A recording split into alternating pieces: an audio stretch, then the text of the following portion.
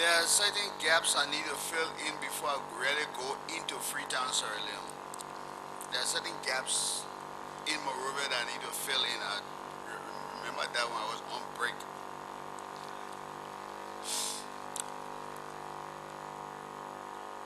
I received a call during the war before we went to Sierra Leone.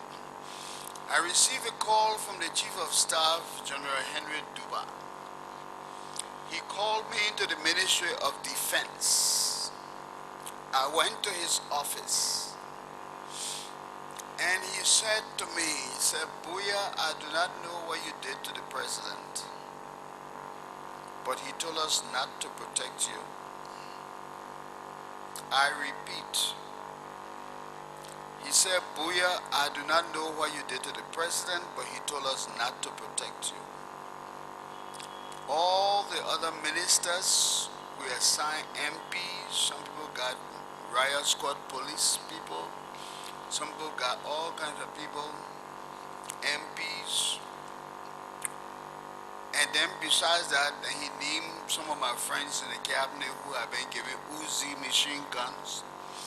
One of them was given 18 round machine pistol that took 18 rounds. He said, but I don't know what happened, but the chief said, man, I protect you. So, I know you very well. I know you have done your best. You haven't done anything wrong. So, my heart can't be satisfied to see you on the TV every day. You stay talking, and the man said, when I protect you, I don't know what happened. But I got to follow his directive. So, officially, we cannot protect you. He said, but I know your mom. I know you're your mom's only child. I am my mom's only child. So, what I want to do for you, he opened his drawer, he took up a silver pistol. He said, this is my personal weapon. I want to give this to you to protect yourself because you are doing well to defend this government. But I don't know why they say we shouldn't protect you. So the entire joint security has been told that we should not protect you. He said, did you ever tell the president that you didn't want bodyguard because you're a street boy, you can protect yourself? I said, yes. He said, well, that's what he told the other day. He said, any man posting, say he's a street boy, he can protect himself, so let him protect himself. You don't protect him. So I said, well, they wanted to give me bodyguard. I told them I did not need bodyguards. I was not going to do anything wrong for anybody to harm me. And when I do not have bodyguard, I will behave myself better. Because I know if I don't behave myself, somebody will slap me in the street. So he said, well, that what happened. So he opened the bag, showed me the pistol, he gave me, the pistol was loaded and he gave me a few rounds of ammunition and said, that the best I can do, go protect yourself. I said, okay. I left and carried the pistol home, put it down. I've not handled weapons except when we're doing ROTC and we're drilling with these fake guns. My father told me never to join the army. He was in the army some time ago. My uncle James Levi Tobias Bowier Sr. was in the army for more than 30 years. He was paymaster of the army for more than 20 years before the coup. And he was alive when the coup came, and not one soldier in this country touched him because he never embezzled their money. Never. If he had taken 1 cent of those soldiers' money, he would not have lived to tell the story. He would have been gone April 12th. But he lived until 1988 when he died peacefully in Kennedy Hospital. And the military, by that time it was a civilian government now, but comprising military people, tendered him a state funeral. My father told me, he said, boy, Bowier family got no bad record in this country. We are not rogues, we are not liars. We got big mouth and that's all, but we're not bad people. So please don't spoil our name. So I took the gun from the chief of staff, went home,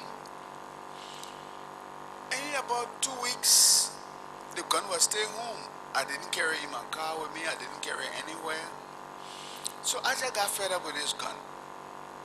Because if the word was that I should not be protected, and if by some stroke of fortune or fate, they raided my house and found a gun, I could be charged with planning something. So I called somebody who is another witness that is still alive. All my witnesses, Mr. Chairman, they just refuse to die. I called Julia Mensa. Julia Mensa was an employee of the Ministry of Information. The last time I located her, she had a restaurant behind the insurance company that is near the Catholic Hospital Junction. I'm sure she can be found whenever you look for her. She is a good friend of Wesley Dennis, who works with the Maritime Bureau. So call her and ask her if I am lying. I called Mrs. Julia Mensa to my office and said, I have an assignment for you. And I opened the bag and showed her the silver pistol with the rounds of ammunition, put it back in the bag, wrapped them up well, and said, I want you to take this to the Chief of Staff, General Duba. Tell him I said, thank you very much for this pistol, but I haven't used it. I have no desire to use it. And even if somebody comes to attack me, I would not have the courage to shoot it. So take it back to him. Tell him I said, thank you very much, but God will protect me through this war. Since it has been declared that I should not be protected by the state that I was talking for, God will protect me. Isn't that what the Bible means, that when your father and your mother forsake you, then the Lord will take you up? When your father and your mother forsake you, the Lord will take you up. So I was glad the state declared that I shouldn't be protected. So what do you think God will do to a child whose birth he is foretold? What do you think he will do? Sit down in heaven and allow all kind of foolishness to happen on earth? No, he gave us in your child who want me to bear me, also I do not dash my foot against stones. So I sent the gun back.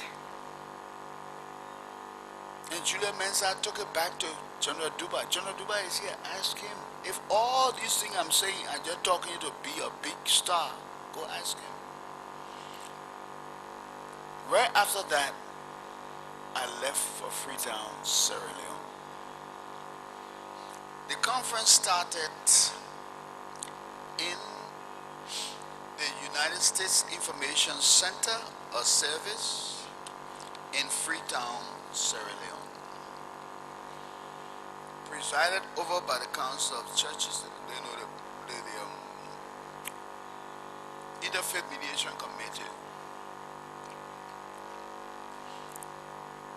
Both sides, the MPFL and the government of Liberia, talked about the conditions under which we could have a ceasefire. The MPFL people said that there will be no ceasefire until President Doe left, at least until he left the mansion and gave up the presidency. They will have no ceasefire. And we pleaded with them and they said, no, your man there, we know him. So we said, ceasefire, you're going to bring in more guns to come and destroy us. So we'll not have a ceasefire. So we say, okay, what conditions can we have that will create the occasion for a ceasefire? They proposed that President Doe should step down, hand over to somebody in the armed forces of Liberia who they already had earmarked and who will turn over to the Speaker of the House, and then the Speaker of the House shortly will turn over to Taylor.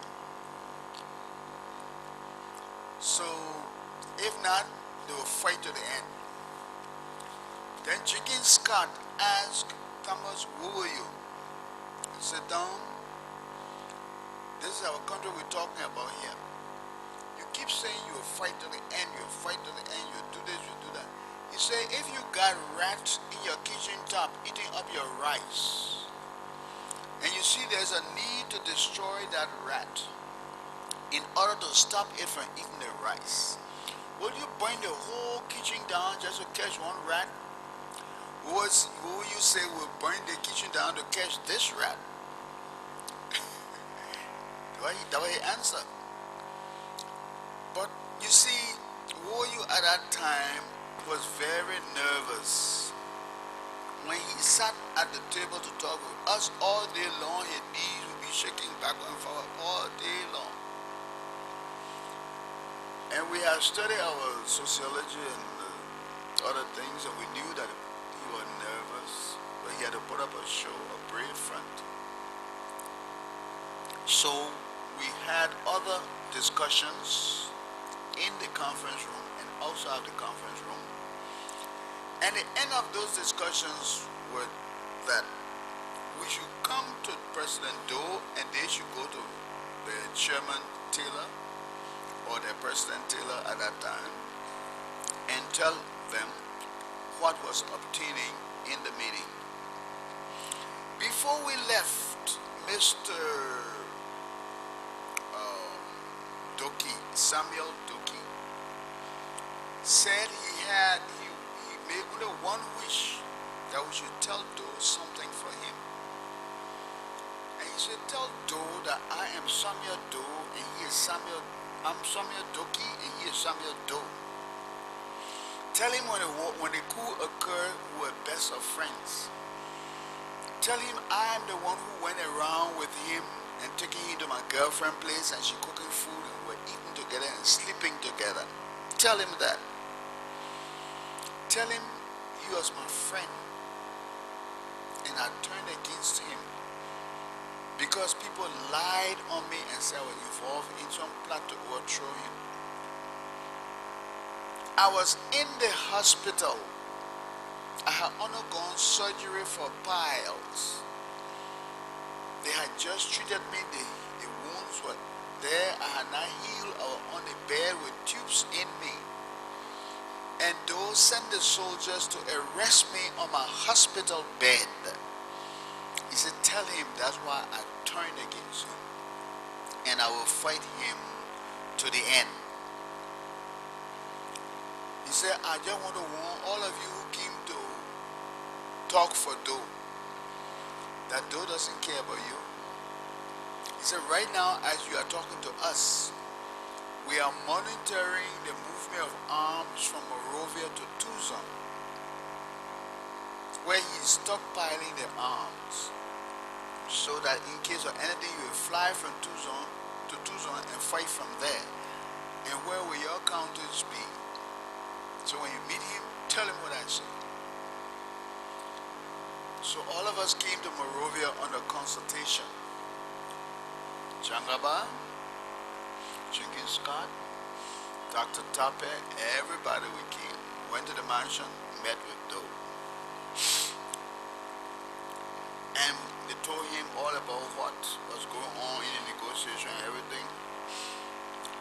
And because I was not a chairperson, I was sitting down listening to how the conversation would end, and it looked like nobody remembered what Doki said. Either they didn't remember or nobody wanted to say what Doki said. So I said, Mr. President, before we leave, I got something to tell you. You know, my big mouth open again. He said, what's that? I said, Samuel Doki gave us a message for you. He said, I said, Samuel Doki said when the coup came, you were good friends. He said, yes. That you used to hang out, drink together, go to his girlfriend's place, cook food, sleep together, everything. He said, yes. Samuel Doki told me to tell you that he's fighting you today because you follow the lies of people who say he wanted to overthrow you. And you arrested him on his hospital bed right after he took surgery for bowels and put him in jail when he had not even healed. He said, that's why he's fighting you. And he'll fight you to the end. And he just looked at me. And I said, he told us something else. And he said, what's that? Samuel Doki told us that while we are here negotiating for you, you are flying guns to Tucson to fortify your own place while our various counties are left vulnerable to the rebels. Then Red he said, Bowier, what do you want me to do? Huh? What do you want me to do? That your bastard put the people key to kill? And that what crime put the key to kill? What do you want me to do? So the meeting ended. Meeting ended. So what Doki said was true based on his reaction. I'm saying this to just tell you that some of us were fighting from within, trying to bring sanity to this thing.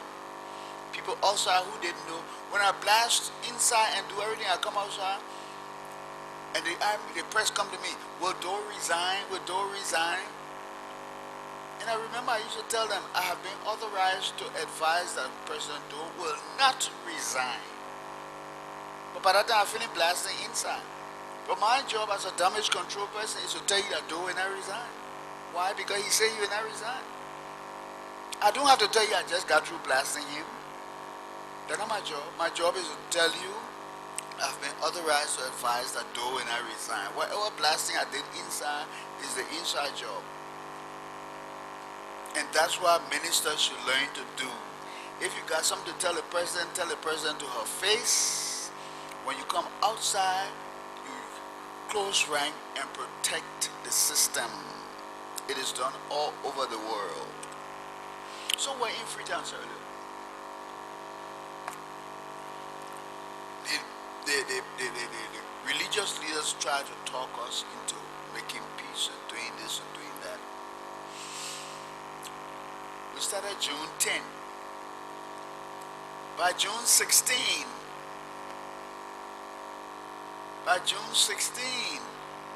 the day that we were supposed to sign the peace agreement, we came back to Freetown, talk. People were crying on all sides, and they brought in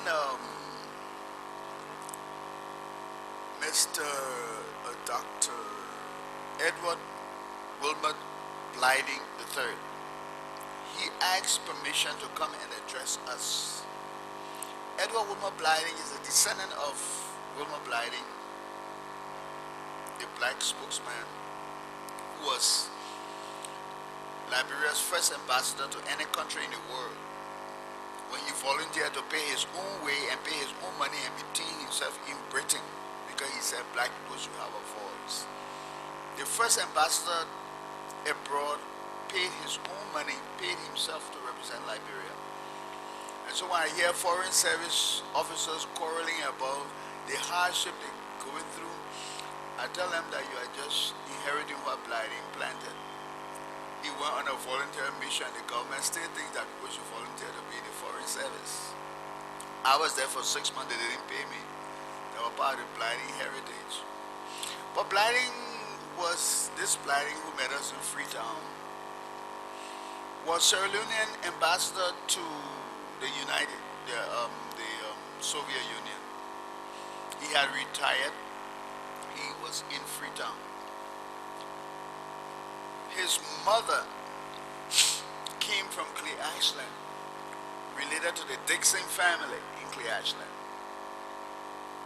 And he came there and told us that he was from Liberia. He had a Liberian heritage.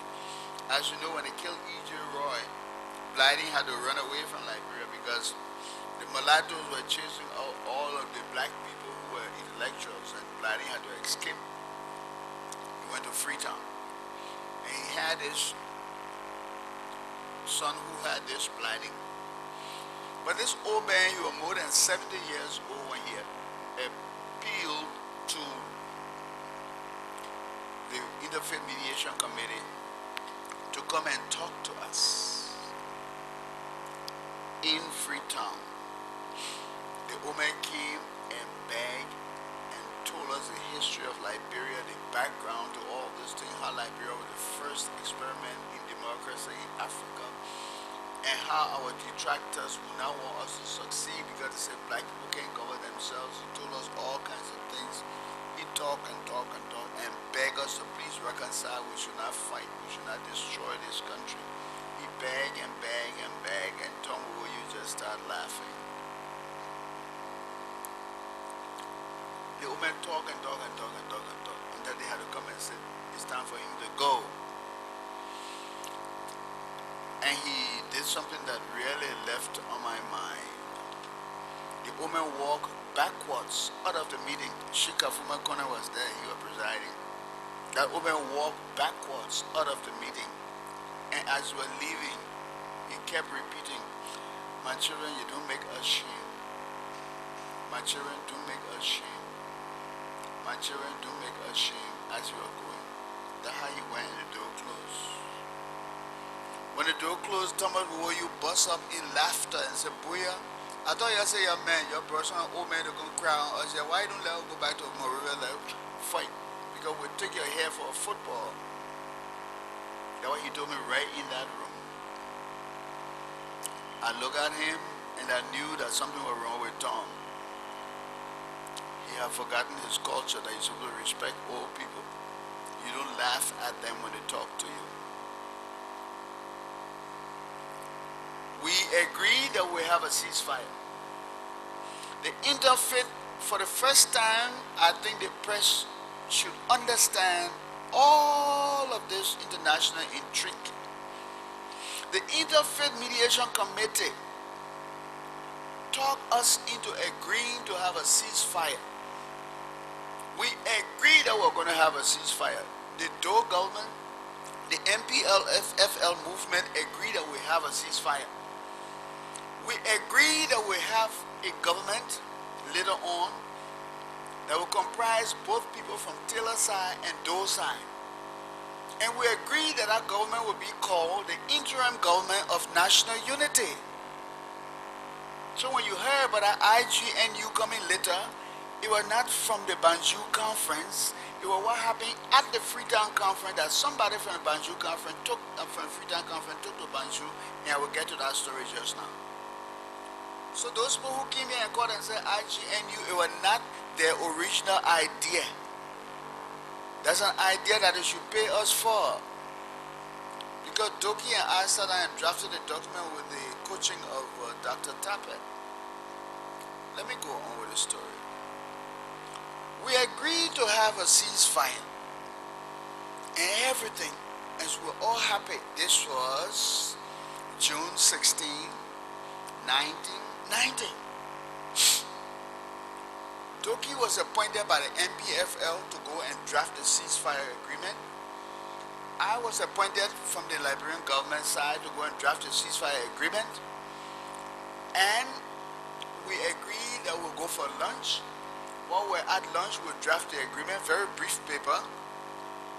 And after lunch, we'll sign the agreement, announce that we have declared ceasefire, and announced that the formation of an interim government of national unity was in the making. Sheikh Kafuma Kona is my witness. Reverend Levy Moulton is my witness. Canon Budge's car is my witness. Archbishop Michael Francis is my witness. Some other bishop, some other people that I don't.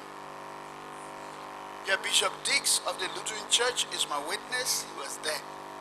We agreed, a bunch of Liberian people sitting in the USIS auditorium in Freetown, Sierra Leone, arranged the first peace talk, and we concluded that we should stop fighting. No foreign intervention at that point in time. Liberians agreed that we'll stop fighting. The Taylor side agreed, the Doe side agreed. Doki was appointed to represent the Taylor side to write a ceasefire agreement June 16, 1990. Bowier was appointed from the Doe side to draft that agreement. We went for lunch. To come back to sign the agreement, something happened during lunch. All kinds of things happened during lunchtime. But something happened on that day. When we got into the room to draft this ceasefire agreement, Mr. Doki started crying. And I couldn't get him to stop crying for us to start writing this document. I said, but Doki, what's wrong? What are you crying for, my man? We all agreed that we're going to ceasefire and start something new. He said, oh, Bowier, you know what I'm crying for. He said, the way the thing happening, they're not the way we planned it. And he kept crying. I said, Doki, okay, what did you all plan and what is happening? He said, but you just been in Monrovia, you haven't been around the country? He said, do you know I just left Bassa? Do you know I just left Buchanan? Do you know the dogs eating the dead body of your people in Buchanan? Do you know that? He said, that's not what we planned. That's not what we planned. He started crying.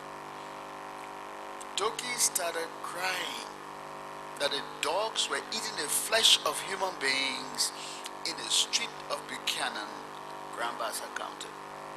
So I said, okay, Doki, just calm down. Let's write this paper. Because if you continue to cry, I will write this paper. It will soon be lunchtime. It will soon be over.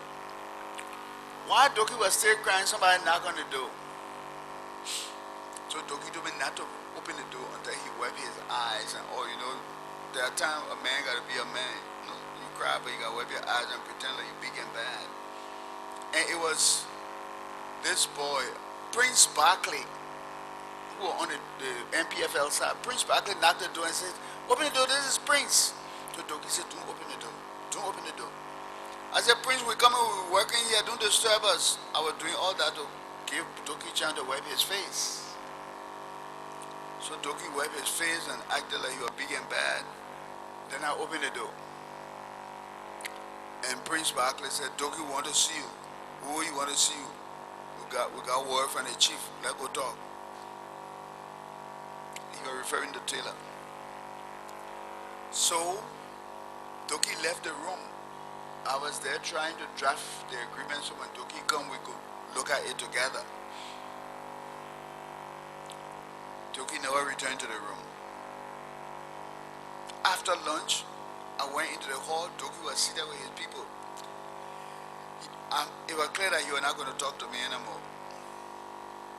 So he didn't talk to me. He sat on his side, I sat on my side. Then you got up and said, well, just want to tell you that we're not going to sign a peace agreement. No ceasefire agreement. Much to our disappointment, we all agreed we would sign the ceasefire agreement. Then he got up and said, we're not signing it. We're not signing it until Doe leave. And we'll fight to the last man. And this and this and this and this. When you start talking, I took up my pen and paper and I started writing. Because I knew the end was in sight. I started writing. When I got through writing, I called somebody from USIS, a Sierra Leone lady working there, and I gave it to her. I said, please photocopy this, make enough copies for everybody here. She brought it, and I just circulated it among all the people. But let me tell you, when we left, back up, because there's a gap in the story. Why the way you act the way he acted? When we agreed to have the ceasefire and Doki was appointed to represent his side, I was appointed to represent my side. When we came out of the auditorium of the USIS in Freetown and we got outside in the hallway, Mr. Charles Gurney, G-U-R-N-E-Y, the Embassy of the United States in Mamba Point can help you to locate this gentleman to see whether I'm lying. Charles Gurney, he was the political officer at the Embassy of Liberia, of the United States in Liberia. He followed us to Freetown, Sierra Leone. Sheikh Kafuma Kone is my witness. Margaret Francis, my witness. Bishop Dix was there. Moulton was there. Burgess Carr was there. All these people were there. Jenkins Scott was there. Everybody. Soon we came out of the hall. This official of the U.S. Embassy ran to Tom Woyu. He said, Tom, what's the deal?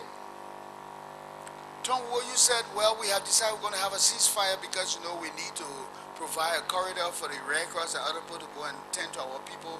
We are all the same. We're tired of killing our people. It's time for us to reconcile and build our country. He was very stunned. This U.S. Embassy official was very stunned, surprised, disgusted, angry. He said, Tom, do you know what you are doing? Do you know what you are doing? You don't have to negotiate with these people, and you're referring to the government delegation. You don't have to negotiate with these people. You have the military advantage. What are you doing, Tom? What are you doing? You have the military advantage. It was not a secret talk. He was shouting. Sheikh Kafuma Kone is on this commission, and he was present. You have the military advantage. You don't have to negotiate with these people.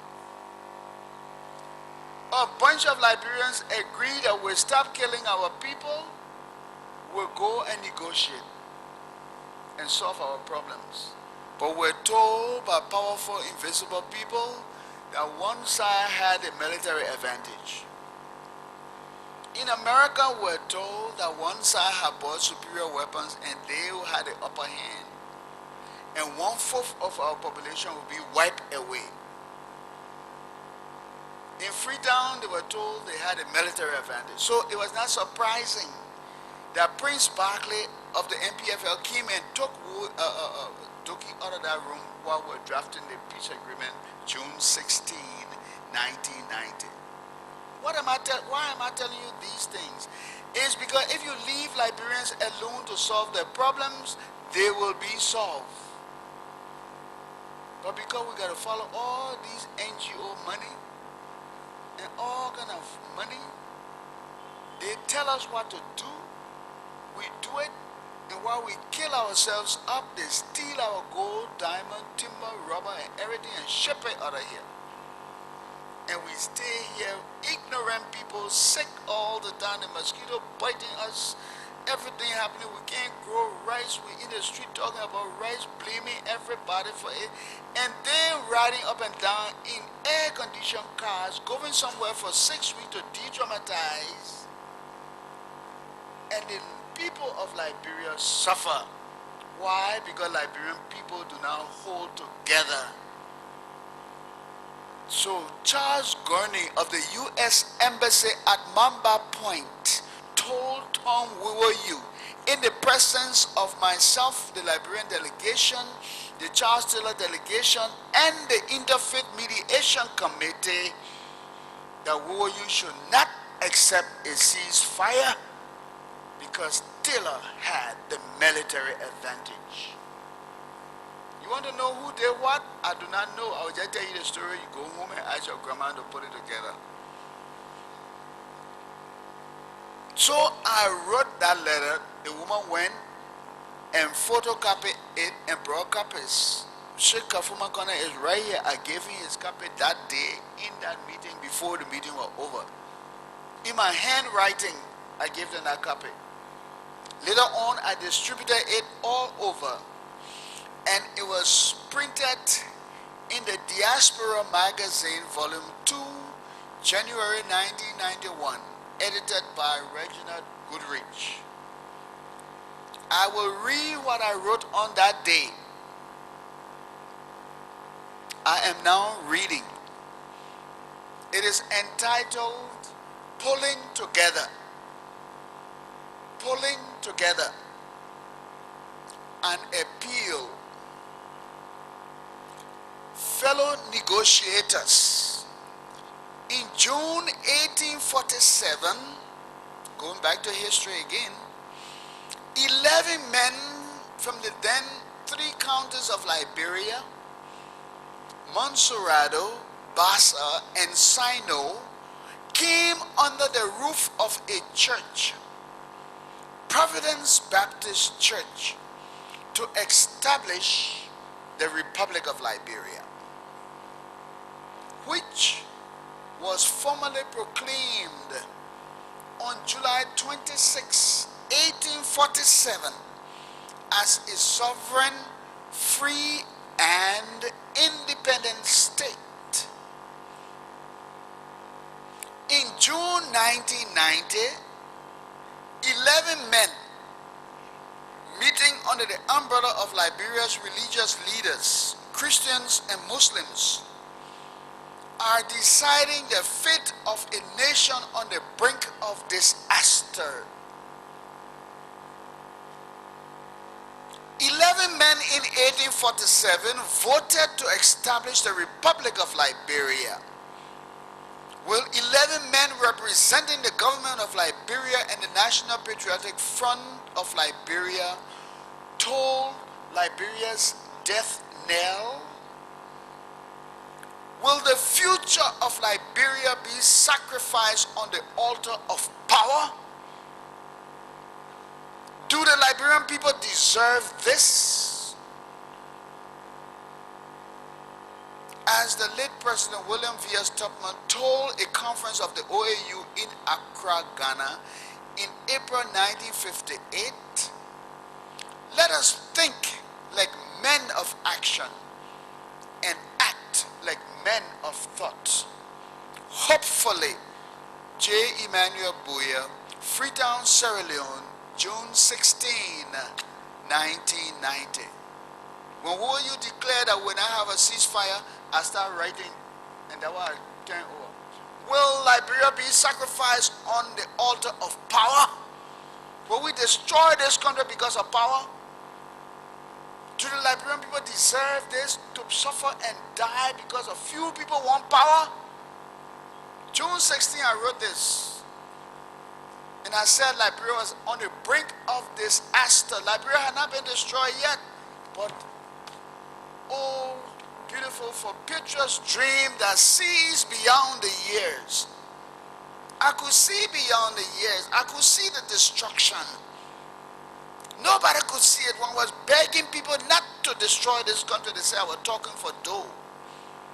And I told you that Doe would be the last to get hungry. People would be going to the farm and they would get ambushed. Would be hungry. The water would dry up. There would be no electricity. People will suffer and die from hunger. They said we're talking for Doe. I have all that on cassette recording. Today I have it somewhere in the world. Everybody thought that Bowier was a stupid boy. But when I am commanded to say something, I say it. So this is what I told them that day. Will we sacrifice Liberia on the altar of power? So we came outside. The American man talked to OAU. Said you got a military advantage. You don't have to deal with these people. Deal with them militarily. OAU talked to his boss. They pulled up and went back. But before they went back, we had already laid out the design for an interim government of national unity. And the Interfaith Mediation Committee is my witness because they have that document. Long before they went to Banjul to elect Sawyer, there was a proposal for an interim government of national unity. That's the history. That thing broke down. Thank you. The Liberian delegation met. No, I'm still here. Oh. I beg you, you gotta give me a chance. I'm going to the meeting now. I beg you, look, I'm an old man, but I like to talk, and I got to explain this thing. I cannot stop it halfway. You know how many lecturers follow me all around to my house wanting to know what happened in Liberia? They got to know. I got to talk. And as I said, we had a meeting, and you asked me to talk about Freetown. I'm talking about Freetown. We had a meeting of the Liberian delegation, Tangaba, Jangaba, all these people. And we said, look, it is time to go to Monrovia and tell President Doe that this thing will not work. He should please leave.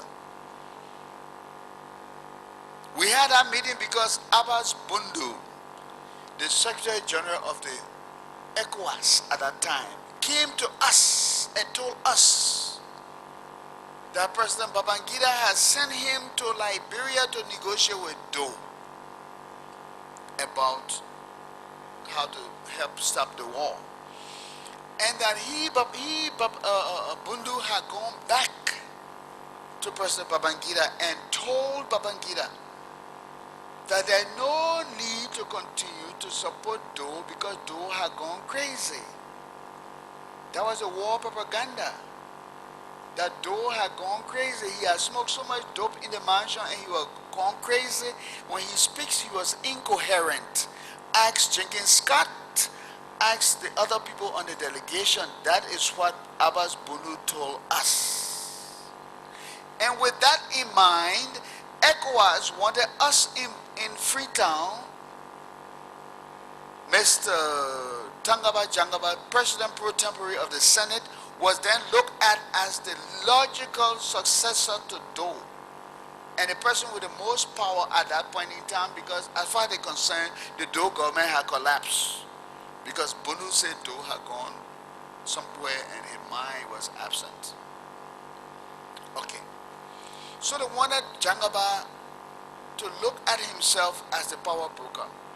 And with that, they wanted Jangaba to let Jenkins Scott draft a statement stating that Doe was incapacitated and could no longer be head of state. And with that, then ECOWAS will step in and call for immediate fresh election.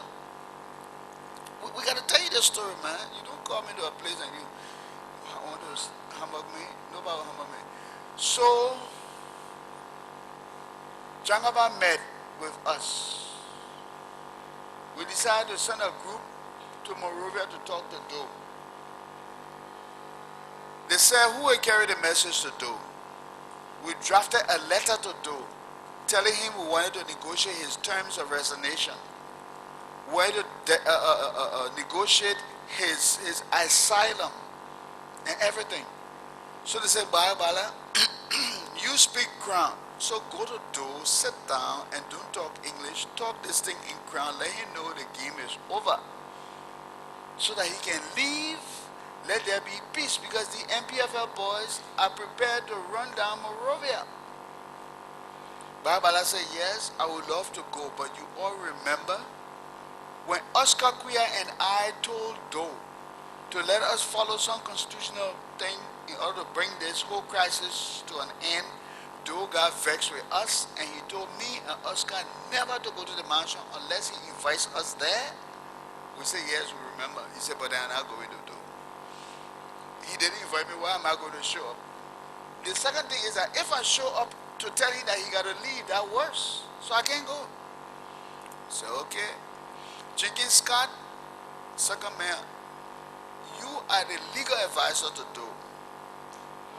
You are major in the armed forces of Liberia, Minister of Justice. Go and convince your man to leave.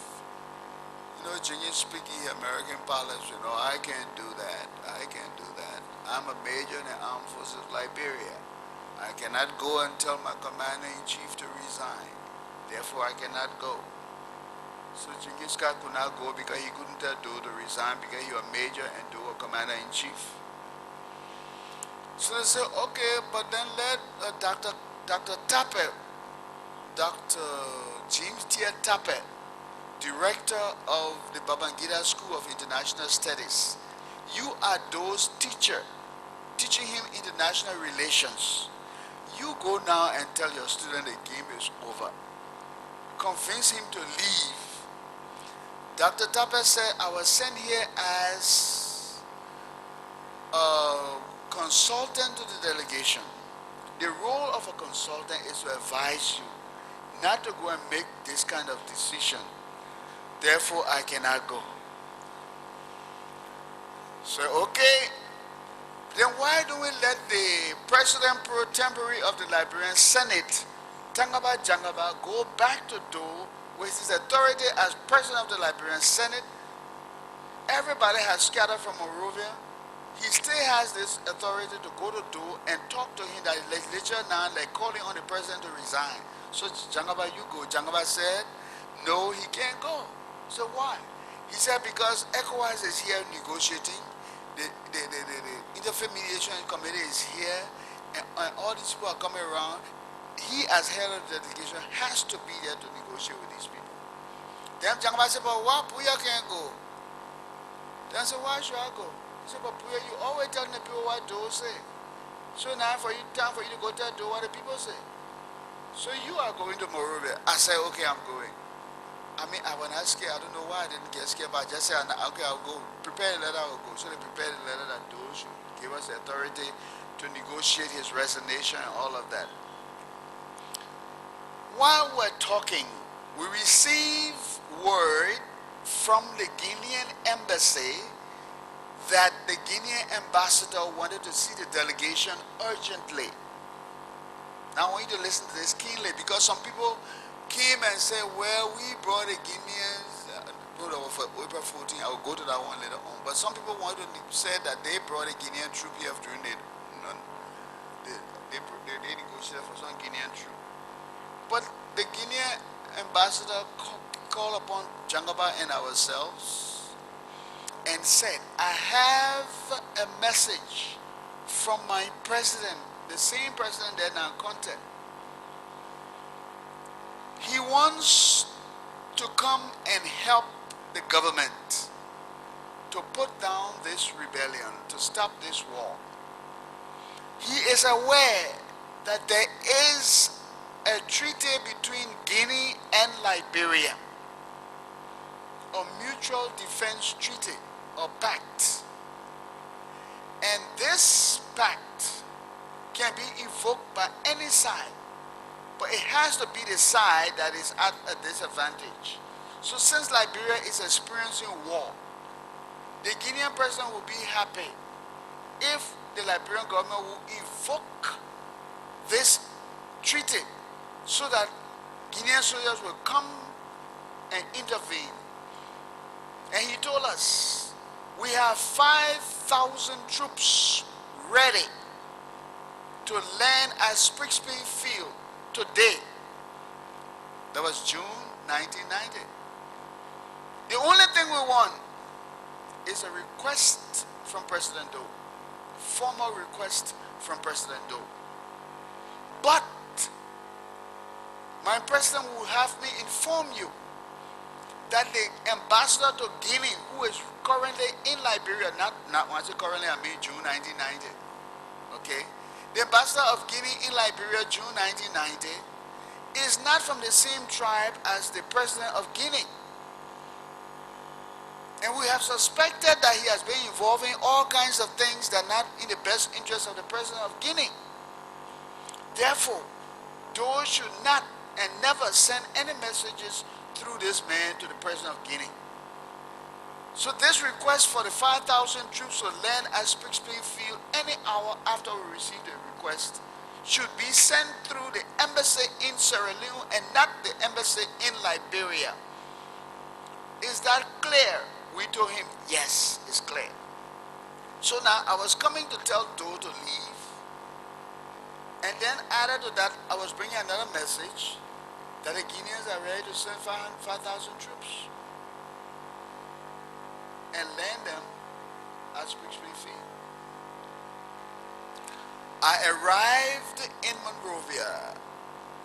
It was about June 26 or June 25, one of those days. When I was leaving, I left the Mercedes-Benz, white Mercedes-Benz car I was riding at the airfield in Cinco, Sprixby Airfield. Carry my keys with me. Because when I arrived, I didn't want to be looking for a driver. I simply wanted to rush back to the airfield and leave in case of anything. Always see beyond the years. Do not just plan for today. Look at day after tomorrow. I arrived at the airport, put my keys in the car, warmed it up, and I drove from Sprixby Field in Cinco to the executive mansion. That was the same time that Charles Taylor troops took over Painesville. There was now one car that passed by me on the road, from Sprixby Field to the executive mansion. I brought my glass down. I didn't want any air conditioner. I wanted to experience what was happening. I wanted to hear the talk in the street. People were yelling at me, "You stupid, and where you going? You stupid, why you didn't stay? Where you come by here for?" I didn't know what they were talking about. I didn't stop to ask them. I drove straight to the mansion to see Doe. June 1990. When I got to the mansion and got out of the car and parked it, as I was walking into the front entrance of the mansion on the bridge there, I saw Ambassador Bennett Pearson, Liberian ambassador to the state of Israel. And we had a nickname, we called each other the Heat, because of John Scotland's newspaper headline that used to say the heat is on. So when something tough is going on, we say the heat is on, the heat is on. So Pearson, I saw him, he said the heat, I said the heat. Then he told me, he said the real heat is on now. I said yes. Then he said, Ambassador Pearson said, "What are you doing here?" I said, "But what are you doing here?" He said, "The Israelis sent me to tell Doe, to give Doe a code. I'm supposed to explain this code to Doe for 3 days. If he does not agree to the code or he does not understand the code, I'm supposed to leave and everything will be over." I said, "Really?" He said, "Yeah." I said, "By the same message I brought, ECOWAS has given up on him. As far as Babangida is concerned, Doe has gone crazy because of the news they carried to him." And let me finish with that part of it before I go on. We have been at war with the MPFL. I have been a damage control man for the government. But I must tell you today that MPFL had a superior public relations machinery. Superior to the government. Because they work together, they pool their resources, and they were not fragmented like us. They're taking $1 million and giving it to 2 persons to go and run public relations and leaving your information ministry. So Taylor had the upper hand. He sent his agents into Freetown, Sierra Leone. Waldron Greaves and the Mirai brothers went into Freetown, Sierra Leone. And Waldron Greaves was the one who explained the story to me. He gave me, he said, "Puya," I said, "Yeah." He said, "We're going to beat your man, we're going to whip his butt." I said, "What do you mean by that?" He said, "Oh man, sit down here." He said, "You see Abba Bunu?" I said, "Yeah." "The Secretary General of the Aqua?" I said, "Yeah." He said, our drinking buddy." He said, "We came here with cash." He said, "Look at here, the people want to put you out of the hotel, you ain't got money to pay hotel." He said, "We came here with cash. We have paid Abba Bunu's 3 years in advance to rent his house in a compound where he lived. As a result of that, every evening we sit in the yard and we sit together here, our drinking buddy. Anything we tell you, you will do it." And he said, "You know what happened?" I said, "No." He said, "You didn't know that Bundu told Babangida that Doe gone crazy?" I believe him because Bundu told us that Doe was gone crazy. So, those guys convinced the ECOWAS people, and the whole deck was stacked against Doe. The MPFL had a superior coordinated public relations machinery. So, I told Pearson that I had come with a letter from the group signed by everybody in the group, and I have that letter today somewhere on earth, secured. You can come and break into my place. It's not there. You will not find it. My children will get it later on if I do not be there to see it. And that letter said to Doe that it was time for him to leave, and that they had sent me to get information from him to negotiate his term of departure, his asylum, etc., etc., because Bundu had told us that Doe agreed to leave. So Pearson and I went upstairs to Doe. He came with the Israeli formula, the code from the Israelis. And since we're no longer at war and it's not a secret code anymore, The code was, and the code is, a good general knows when to retreat. A good general knows when to retreat. In short, young man, if you leave now, we will bring you back. If you sit there until the enemies are at your doorstep, you'll be a sitting duck. There will be nothing we can do to save you. So leave now, because a good general knows when to retreat. I'm giving you all this so you can see what the situation we're in. We say we're fighting war. The chief of staff already said the army can't win a war. The former minister of defense, who is ambassador, comes back to say a good general knows when to retreat. I am giving an order by the Liberian delegation to tell Doe, you got to leave. Then I get upstairs and Mr. Charles Julu calls me, and he's in town here. He just got free the other day and he's in town. I don't know where he is, but you can find him. Mr. Charles Julu, the commander of the Menyongai, who had been sent to the front, called me in a small room next to the Minister of State office. We usually call that the confessional room. You know, when you go to the church, you go in a small room where you confess to the priest. So we usually say that people come there, you carry the minister of state in there and you talk to him. We call it the confessional room. So General Charles Julu took me into the confessional room and he said, Bowier, I said, yeah. He said, you got to talk to the chief. Now everybody wants Bowier to talk to the chief. Bowier, you got to talk to the chief. I said, what happened? He said, the war not going right.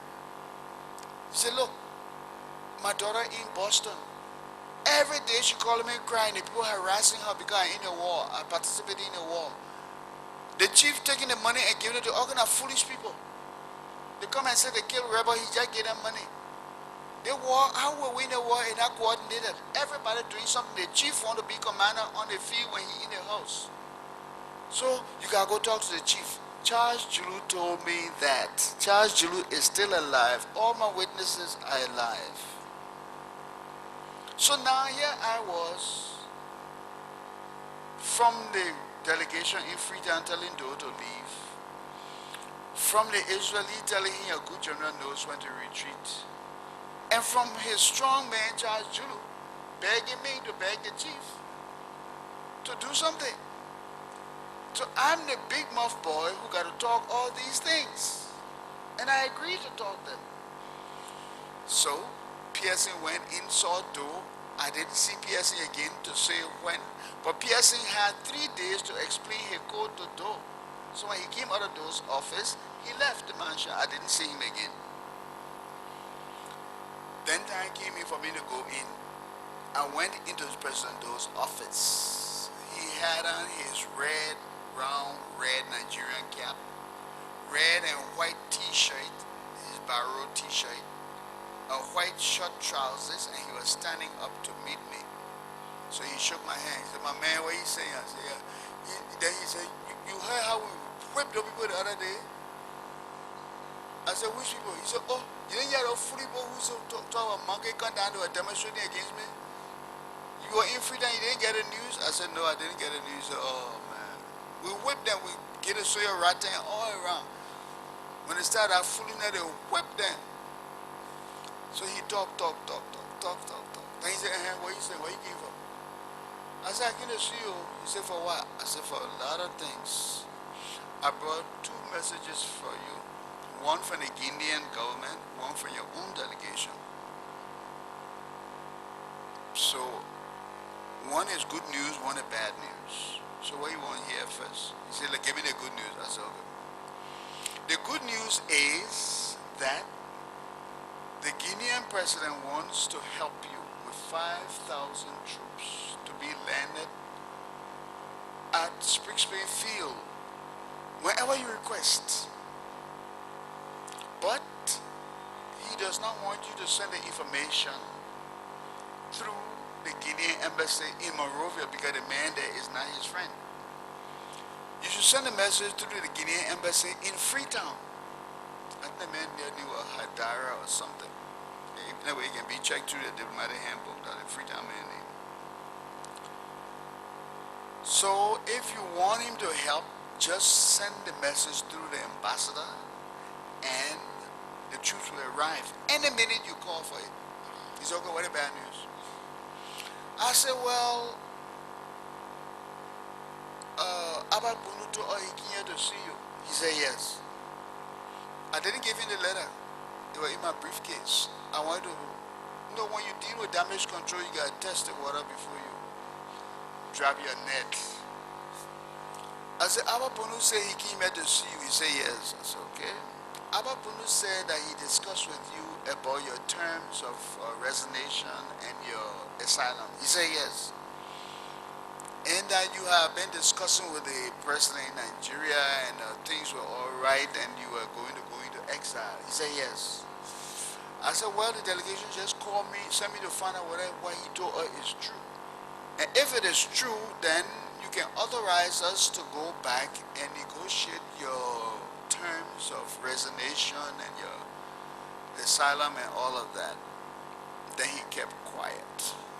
And he looked at me a long time. He said, Bowier? I said, yes. He said, who started the war? I said, Charles Taylor. He said, okay, Charles Taylor started the war. Why you can't go tell Taylor to leave? Why you can't tell me to leave? Why you want me to, why you're all against me? Why you want to tell Taylor to,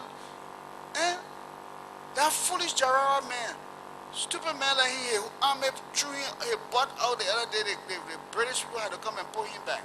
Now he chairman of the Electoral want me to leave. I'm not leaving from here.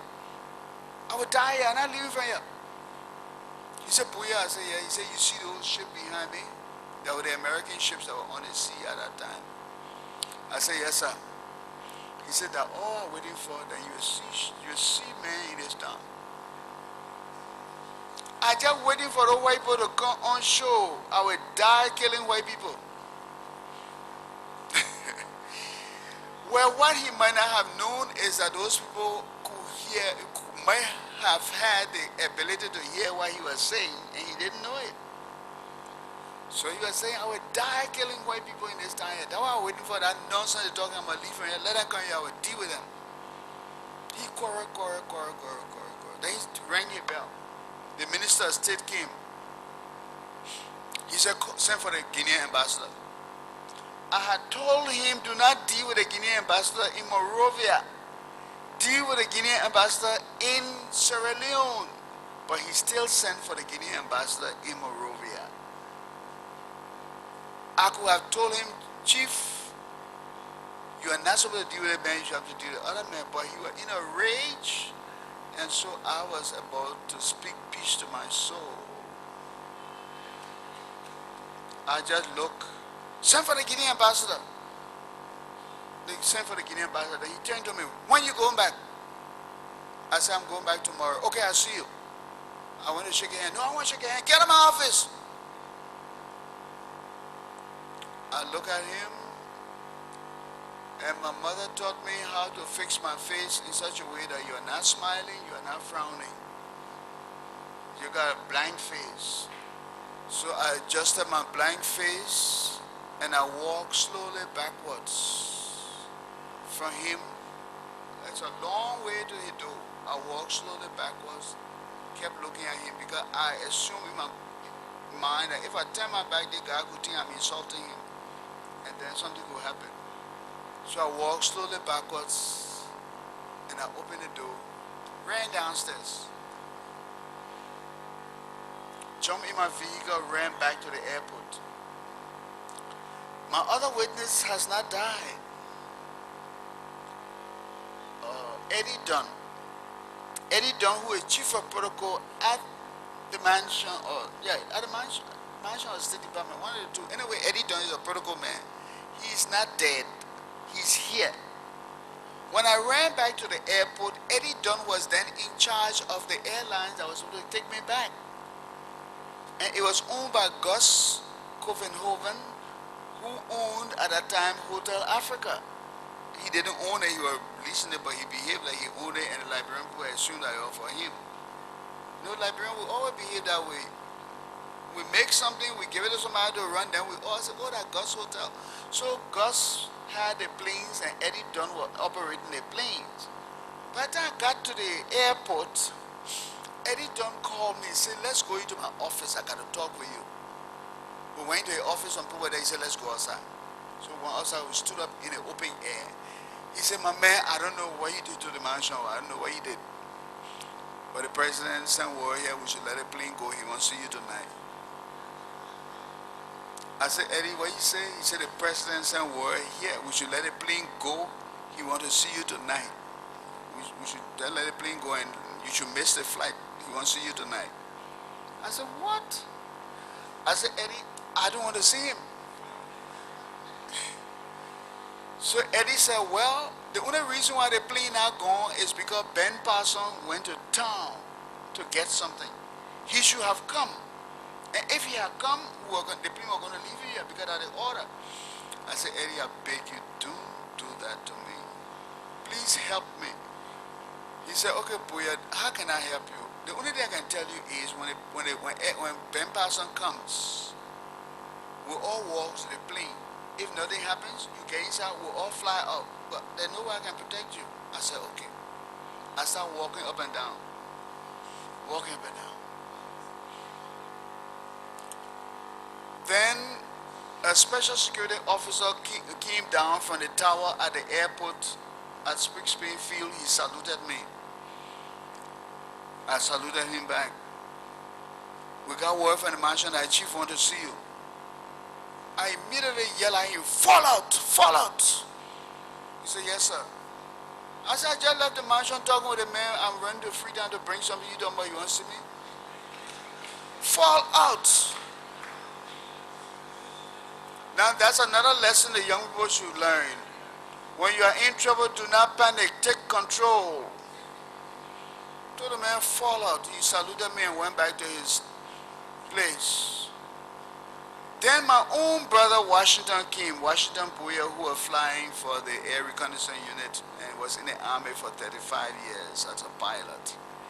He came from outside of the airfield, entered the airfield, and I couldn't sit down now, I was just walking up and down, with my briefcase in my hand. He came, shook my hand, and said, my man, you gotta get out of here. I said, what happened, Washington? He said, I can't talk to you, you gotta get out of here. He walked away from me.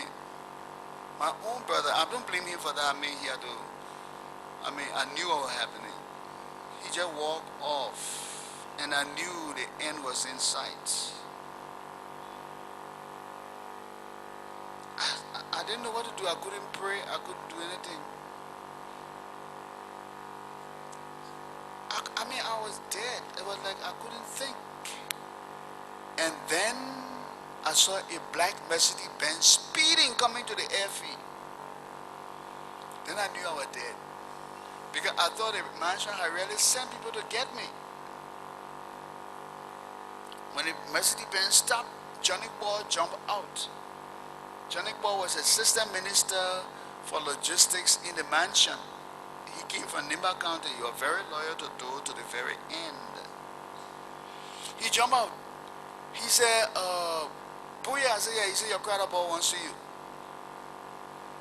And the reason why he referred Doe to Doe as my crowd ball is because Johnny had a way of going around saying, the chief said that.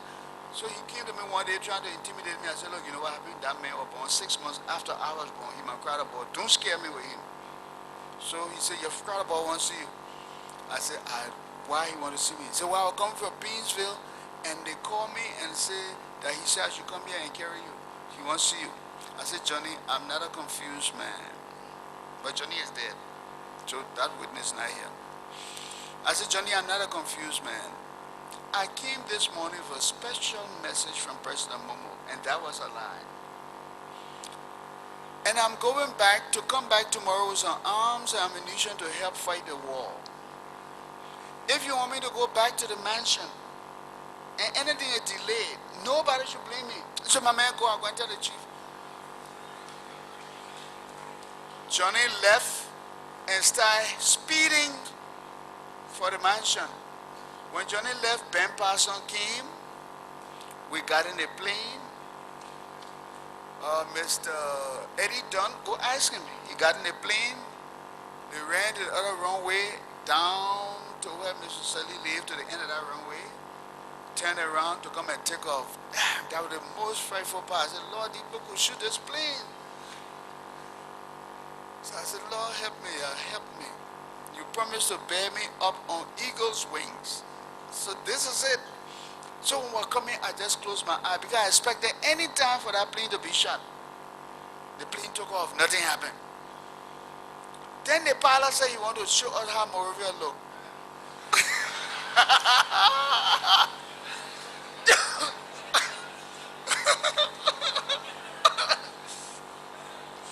I told Eddie, I said, Eddie, we flew over parts of Oro and all like that. We saw how all the streets are empty. There's no need for any further inspection. Please tell the man to head for Sierra Leone. So we didn't pass by the mansion, we passed the other way, headed for Sierra Leone. I did not know what was happening in Monrovia when I left.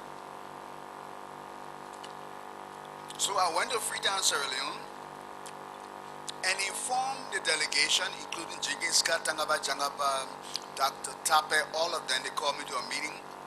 I told them how I narrowly escaped. Then Jigiska said, oh, but my man, I thought you knew better. I said, what you said you know your boss, man? You think why I didn't go? I mean, the man allowed me to leave and come to bring the message. When I go back, I return back. Then he told me I should have known better. So you think I know? You think I'll go tell Doe to resign? They all laugh. Then I realized that I could have died and that would have been fun. Liberian people never serious. You sent me on a mission, I came on a mission, and then you tell me I should have known better. So I left the meeting, I didn't tell them anything. I went straight to my hotel room, called BBC, Focus on Africa. I said, Robin White? He said, yes. I said, this is Emmanuel Bowier, and I'm about to resign from the government. I'm about to ask the president to resign. Will you please record my last message to you? He said, okay, in a few minutes I'll get back to you.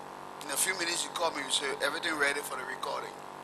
And I said, and the Liberian people are my witnesses, they can bear me out. On that day, I told the BBC that I am the Minister of Information. I called my name. And I said, I'm calling on the President of Liberia and Head of State, Samuel Doe, to make the supreme political sacrifice by resigning to save Liberia from further destruction and to save his own life. It was on BBC.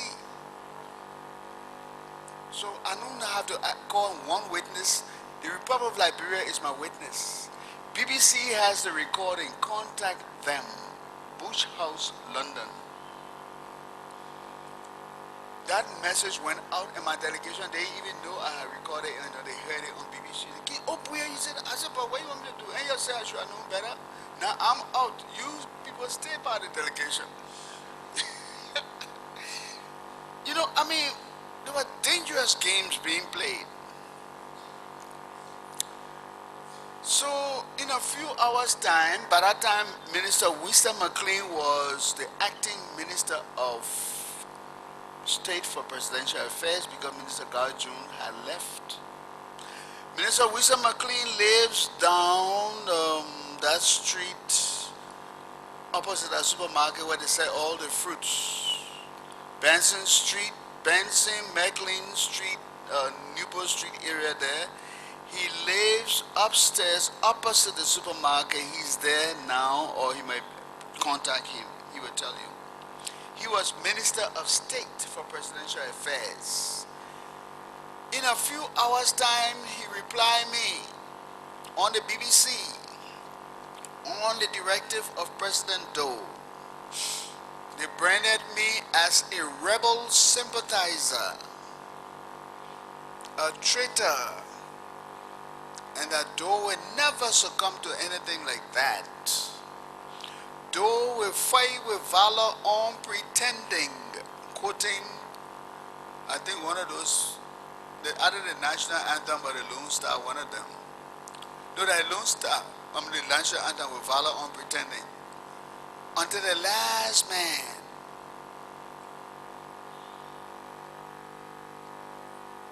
And so that was my reply. Right after that, I got a call from the Sierra Leonean government informing me that I will have to stay in close confinement because they could no longer guarantee my safety. Mr.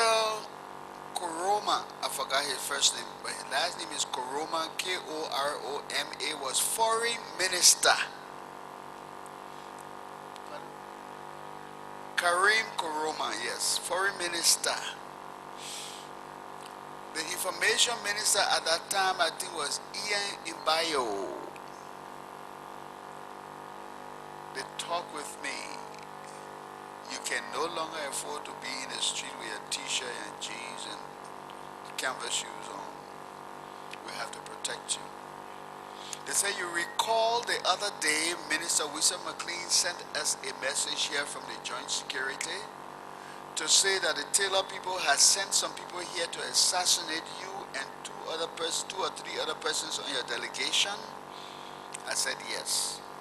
He said, when we got that information, we double checked it with our own security, and we found out that it was true. And that is why we assigned to you three plainclothes bodyguards. And you said you didn't want any old men around you because you wanted to be jogging on the beach, so we assigned you people younger than you. He said, but now that was Taylor trying to get you, that is past, but your own man will get you. So we're sorry, we can no longer protect you in Sierra Leone. You must leave Sierra Leone. And until you leave Sierra Leone, we'll take you out of town and keep you there. These people that came in, according to the Joint Security Report from Liberia and the Security Report from Sierra Leone, that came in to assassinate me. As I told you, there's a spiritual side to me. They say he will give his angel charge over thee. You will not dash your foot against stones. You will play with black snake and they will not bite you. Because I like to be down to earth and simple, I wore my jeans, t-shirt, and canvas shoes and went to the beach, Lumley Beach and all kind of beaches. And you know, by the time we had some money because we went on a delegation and our money was stronger than the money we made there. So we could afford to go and spread some money and make friends.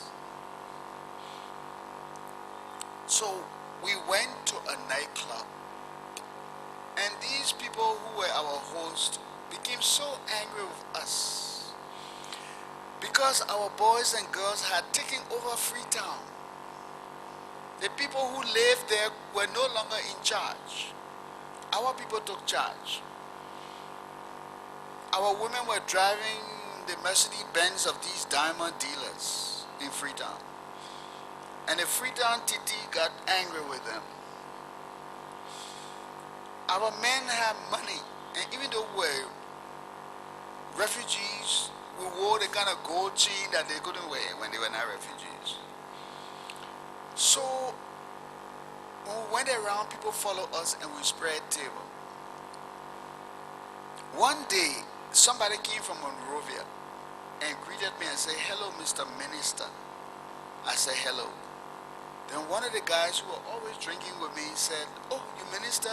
And then the guy said, yeah, that told Minister of Information. He said, oh, you the Minister of Information? I said, yes. He said, I want to take you some Lego behind the house. My bodyguard said, no, you can't take him behind the house. Take him all the way over there where I can look at you. Talk to him there, we're not taking him behind the house. And we went, two of them.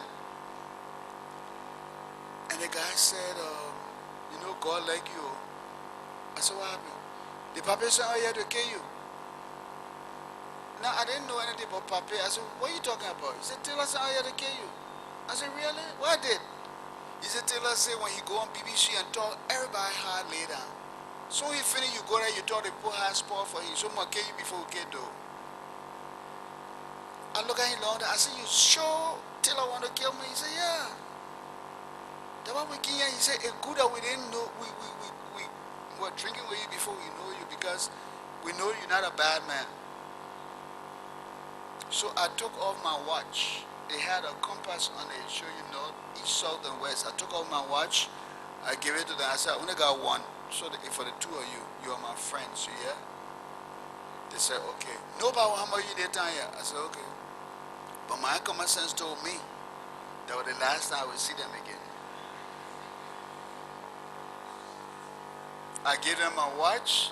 They gave me the word that nobody would hammer me, but I was not going to put my safety in their hands. Because they go and mess with me to go back for a better watch.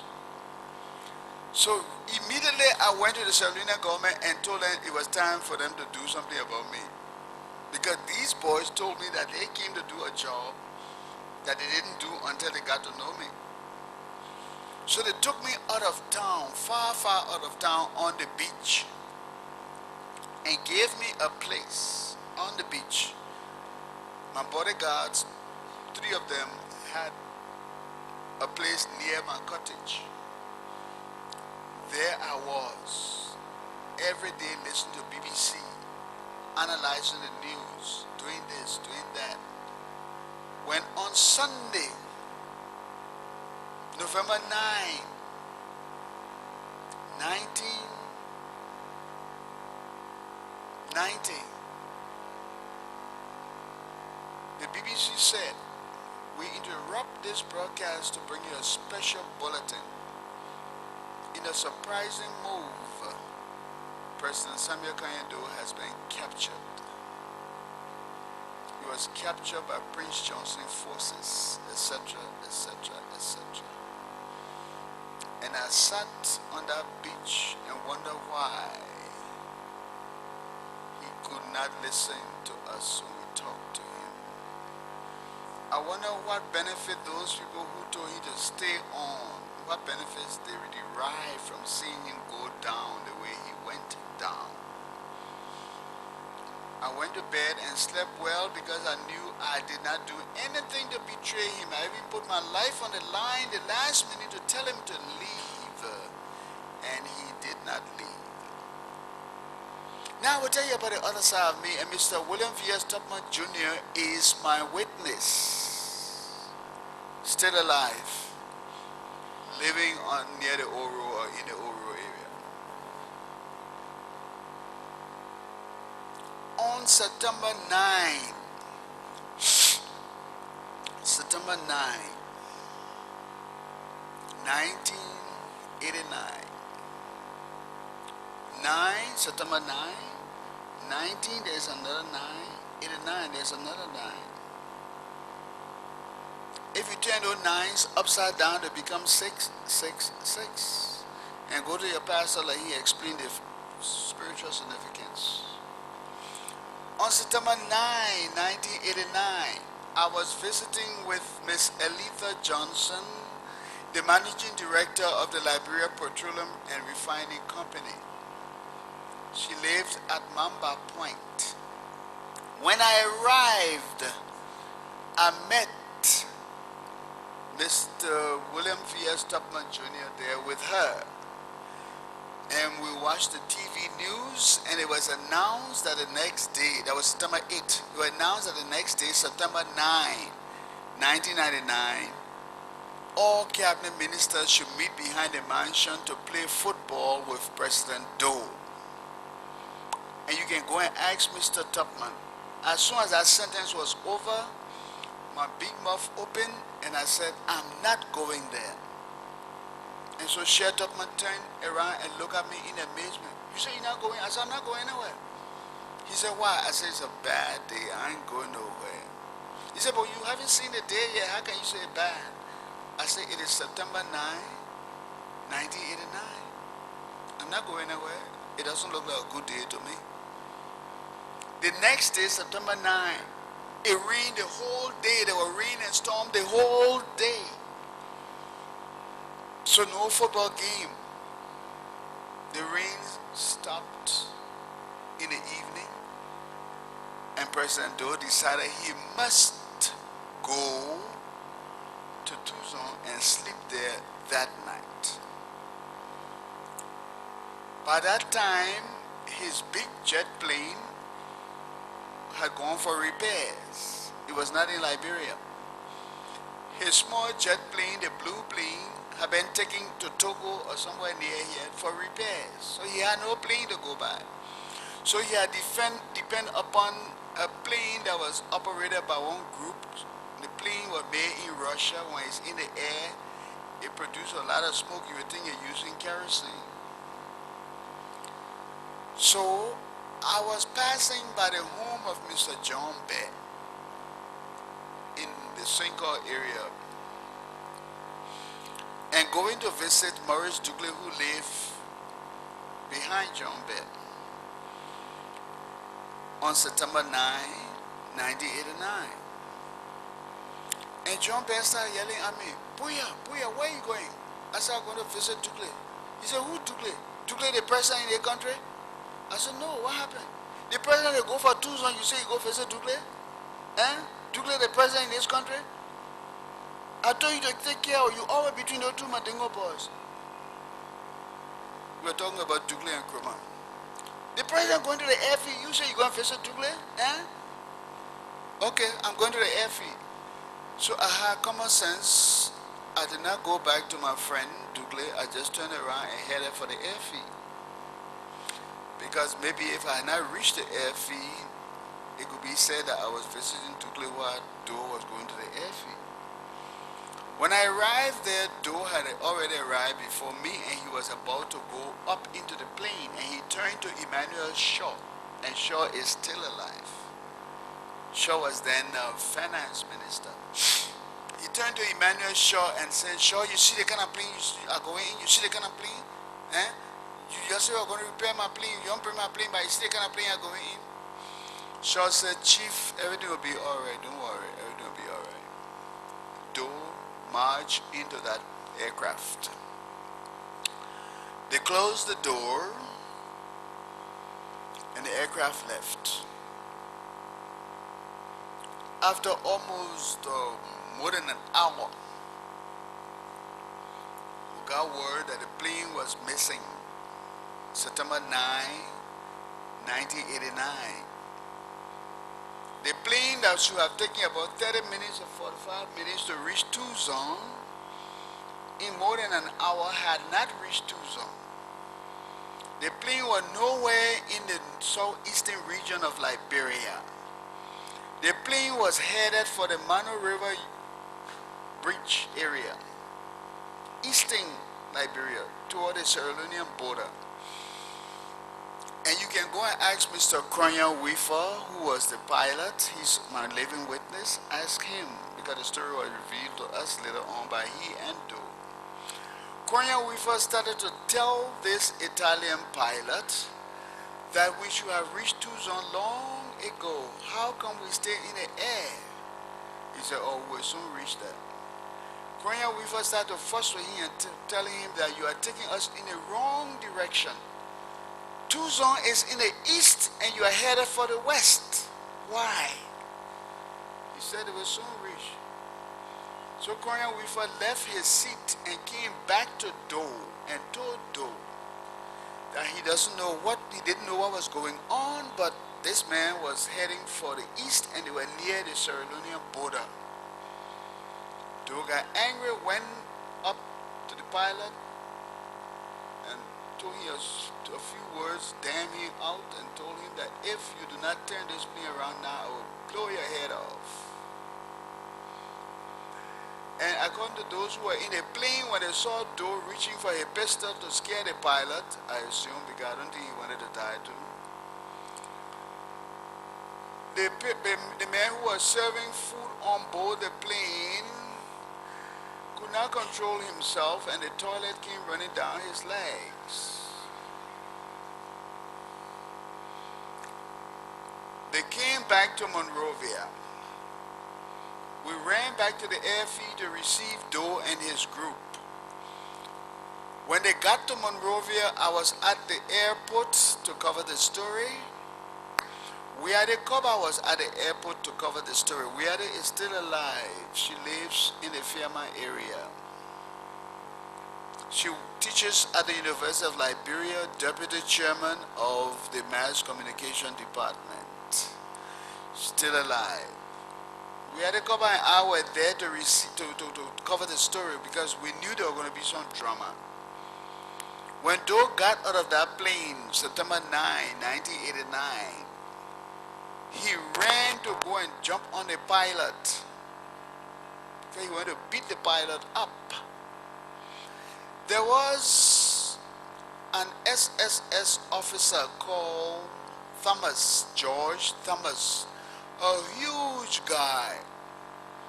He simply opened the car door, grabbed Doe, pushed him in the car, slammed the door, and told the driver, move off. And the driver sped away to the mansion. Now that is the SSS that I know. The SSS that has complete control of the person of the president. The original SSS Act granted the SSS the power and the authority to remove the president from anywhere and set the president anywhere and lock the president anywhere to save the president. The president guy said, oh, I want to go, where are you going? That's the law. So George Thomas, knowing the law, because they were the original SSS people, just grabbed Doe and threw him in the car, slammed the door and said, move up. Weedeh was there. So they moved into the mansion. They grabbed that pilot. There was no investigation. They simply declared him persona non grata, and that's a big word for saying we don't want you in our country anymore. They deported him without any investigation. They were so vexed with him.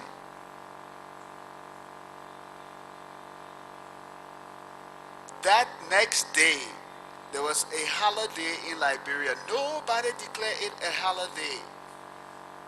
But all the people, especially those from the southeastern region, came in the street with white chalk on their faces dancing.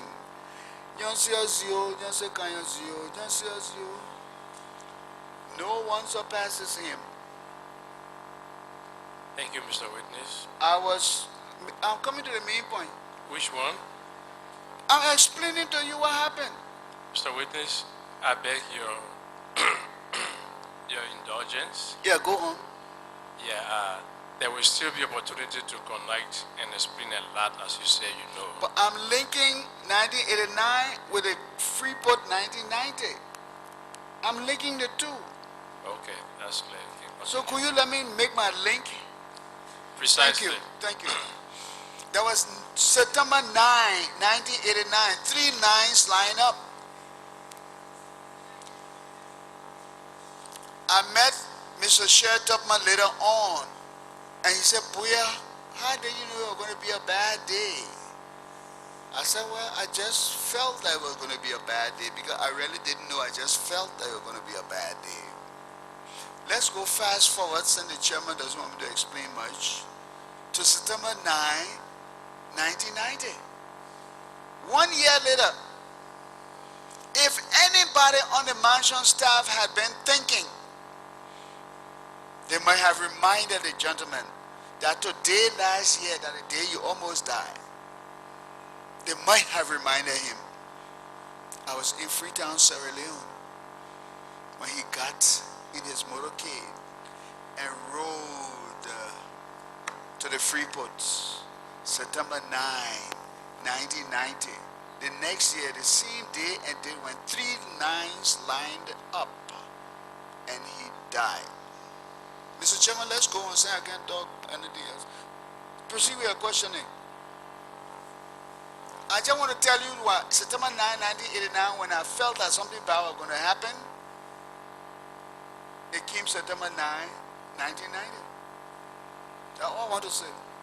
Thank you. Thank you very much. Proceed. Commissioner Connell.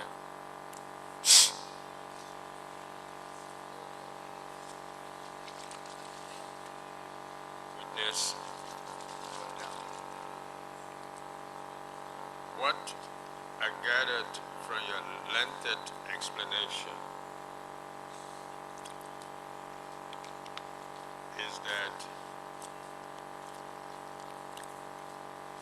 you went through these events in order to counsel, admonished, and advised the people of Liberia. Yes, sir. Now, from your testimony, we gathered there from that perhaps it may not be the same 399, but you served the two-way parted. Yes, sir. You saw some of the happenings in that party, Yes, sir. and you stay vividly remembering those happenings. Yes, sir. And you also serve in the TRC Yes, sir. as well as NDPL. Yes, sir. If you were to ask to grade the three positively, what would be your mention? Sir, I would like for you to please clarify what you mean by grade. Grade on the basis of what? On the basis of On the basis of merit, of democracy. Well, sir, you have given me a very interesting assignment. It is difficult to compare the PRC, the People's Redemption Council, with the Tolbert's government, because the Tolbert government was a civilian government elected by the people of Liberia. The People's Redemption Council was a government that came to power by force of arms. You cannot compare the two. When it comes to the Tolbert government and the NDPL government, maybe you can compare the two because the NDPL head got elected later on as president. And if you want to compare the two, I would say that you have more freedom of speech and freedom of express in the Tolbert government than you had in the NDPL government. When it came to satisfaction of the people, the Tolbert government had that satisfaction in the beginning, but because of a lot of things, his popularity dwindled in his last days. And one of the things was that President Tolbert was like a reluctant grandfather who did not want to hurt any side. He was there. He wanted to keep his friendship with the people who he grew up with, and yet you are referring to the young people as his precious jewels. He was caught up between these two forces. He wanted to satisfy the old order and bring in a new order together. I know that because I worked closely with him. I contributed writing many speeches for him with Willie Givings, with Dr. Elwood Dunn. I talked to him personally and knew his vision for this country. But every time he wanted to make a move, the old people reminded him that hurry, hurry, bus trousers, so they are speedy thing, you bring him, calm down, do this, do that. And being a reluctant grandfather, he just felt that he could ride a tie until the end. Now, another thing, he had occasions when he could have made changes that would have changed this country. To his credit, he tried to make the changes. I know it because I work within the system. Mr. Tolbert, President of Liberia, wanted to make changes. One of the changes that he was contemplating after James Green died. James Green was his first vice president from Sino County. One of the changes he contemplated was to have a purely indigenous vice president as a signal that we're moving to a day when things will be reconciled. That I know because I was in the system. But then people started telling him, oh man, you gotta be careful, it's not time for these people yet. You're bringing them too close too soon. So Tolbert started to vacillate, to move one way, move another way. He wanted it badly, he wanted to put Jackson Doe there, but then he vacillated. They should have had a convention in Saniquili after James Green died. The next convention would have been in Saniquili. During that time, it was going to be that there was going to be a shift.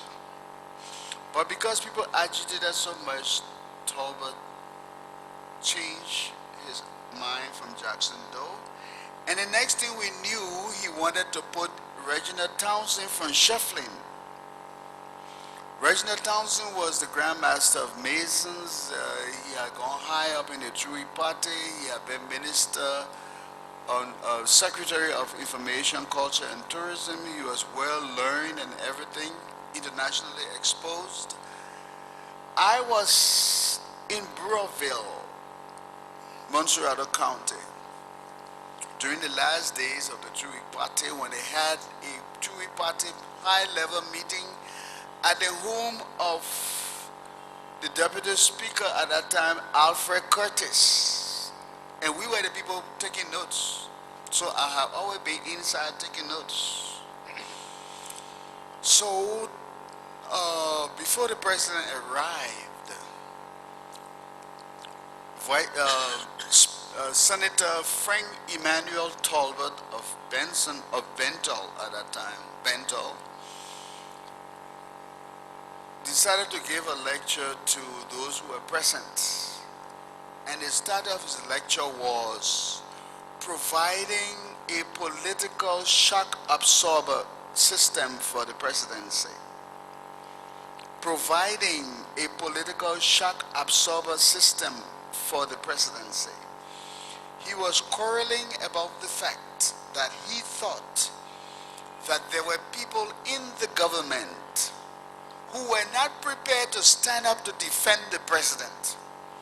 They will only talk about the president and support him when he is physically present.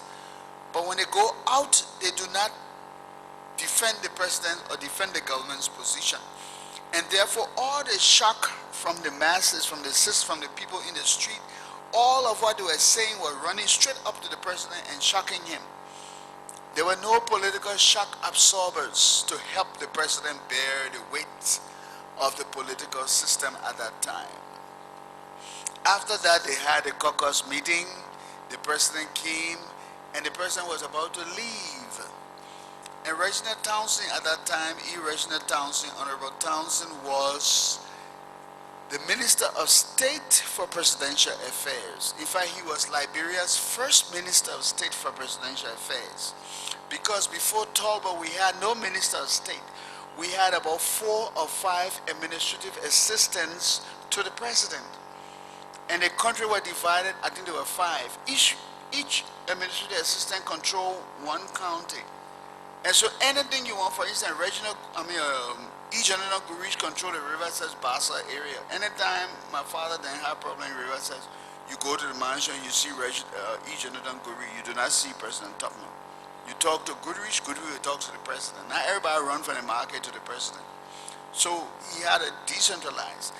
Townsend walked his boss man, Tolbert, to the car. And in all of our presence, Tolbert said, "But Reggie, come ride with me. You already look like the vice president." Green was dead now. We're looking for a vice president. And then the president makes a public pronouncement that you already look like the vice president. Come ride with me. So the both of them got in his black Jaguar car and everybody were clapping. And I thought we knew Reggie was going to be the vice president.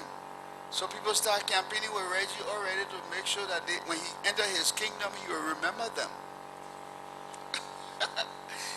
Well, things didn't go well that way. Knowing very well what the president wanted to do, he arranged to have Reggie assumed other responsibilities, including the minister, in addition to the minister of state, and they had a big program at the, um, the executive pavilion, where you have the governor, the auditors right now, the building next to it, the executive pavilion. I was present again, and I took notes. And by that time, it was clear that President Tolbert said he was still looking. It was clear that Reggie Townsend was no longer on the radar. And when he honored Reginald Townsend got up and made a speech in which he said, "Serene, I fold my hands and wait, nor care for ocean tide, nor sea, for lo, my own shall come to me. Asleep, awake by night or day, the friends I seek are seeking me. No wind can drive my barge astray, nor change the tide of my destiny, for what is mine shall see my face." Townsend was intelligently saying, "You dumping me, but whatever is for me will come to me." But then there were cracks in the party. People outside did not know that there were cracks in the party. I'm telling you about the similarity and differences. It was around this time that you also had a crack in the party resulting from the fact that the son of the chairman of the party had been indicted for murder in Maryland County. He was superintendent of Maryland County, Anderson, James Anderson. And I was also there at the E.G. Roy building when they called a special meeting. And Anderson thought that his son was being unfairly treated. And I was there when Anderson got up and said, "Mr. Standard Bearer, I'll be less than a man if I do not resign." And he talked about how they were ill-treating his son. His son was not guilty. It was malice, and the people were jealous of him, and all kind of things. And he resigned and walked out. The party was falling apart. People outside did not know. So when you want to compare the two between Tolbert and the NDPL, the same thing happened in many cases. The People's Redemption Council came to power. They were all a big, happy family. They were all looking for old regime people to punish. They were all looking for what they call the Ray Congo girls. It was just a big, happy family.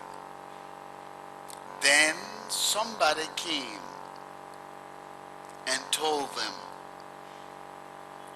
or told Doe, that you cannot have 20 or more presidents in Liberia. You are the head of state. You cannot have 20 or more head of state. You make decision, the other people pass order, the person passes, the public is confused. You have to establish your authority. I will give you an example. July 1980. The coup took place April 1980. By July, I was back in the Information Ministry working, Special Assistant to Minister Gabriel Nimlin. Honorable Thomas Zuo. Thomas Zuo, member of the PRC,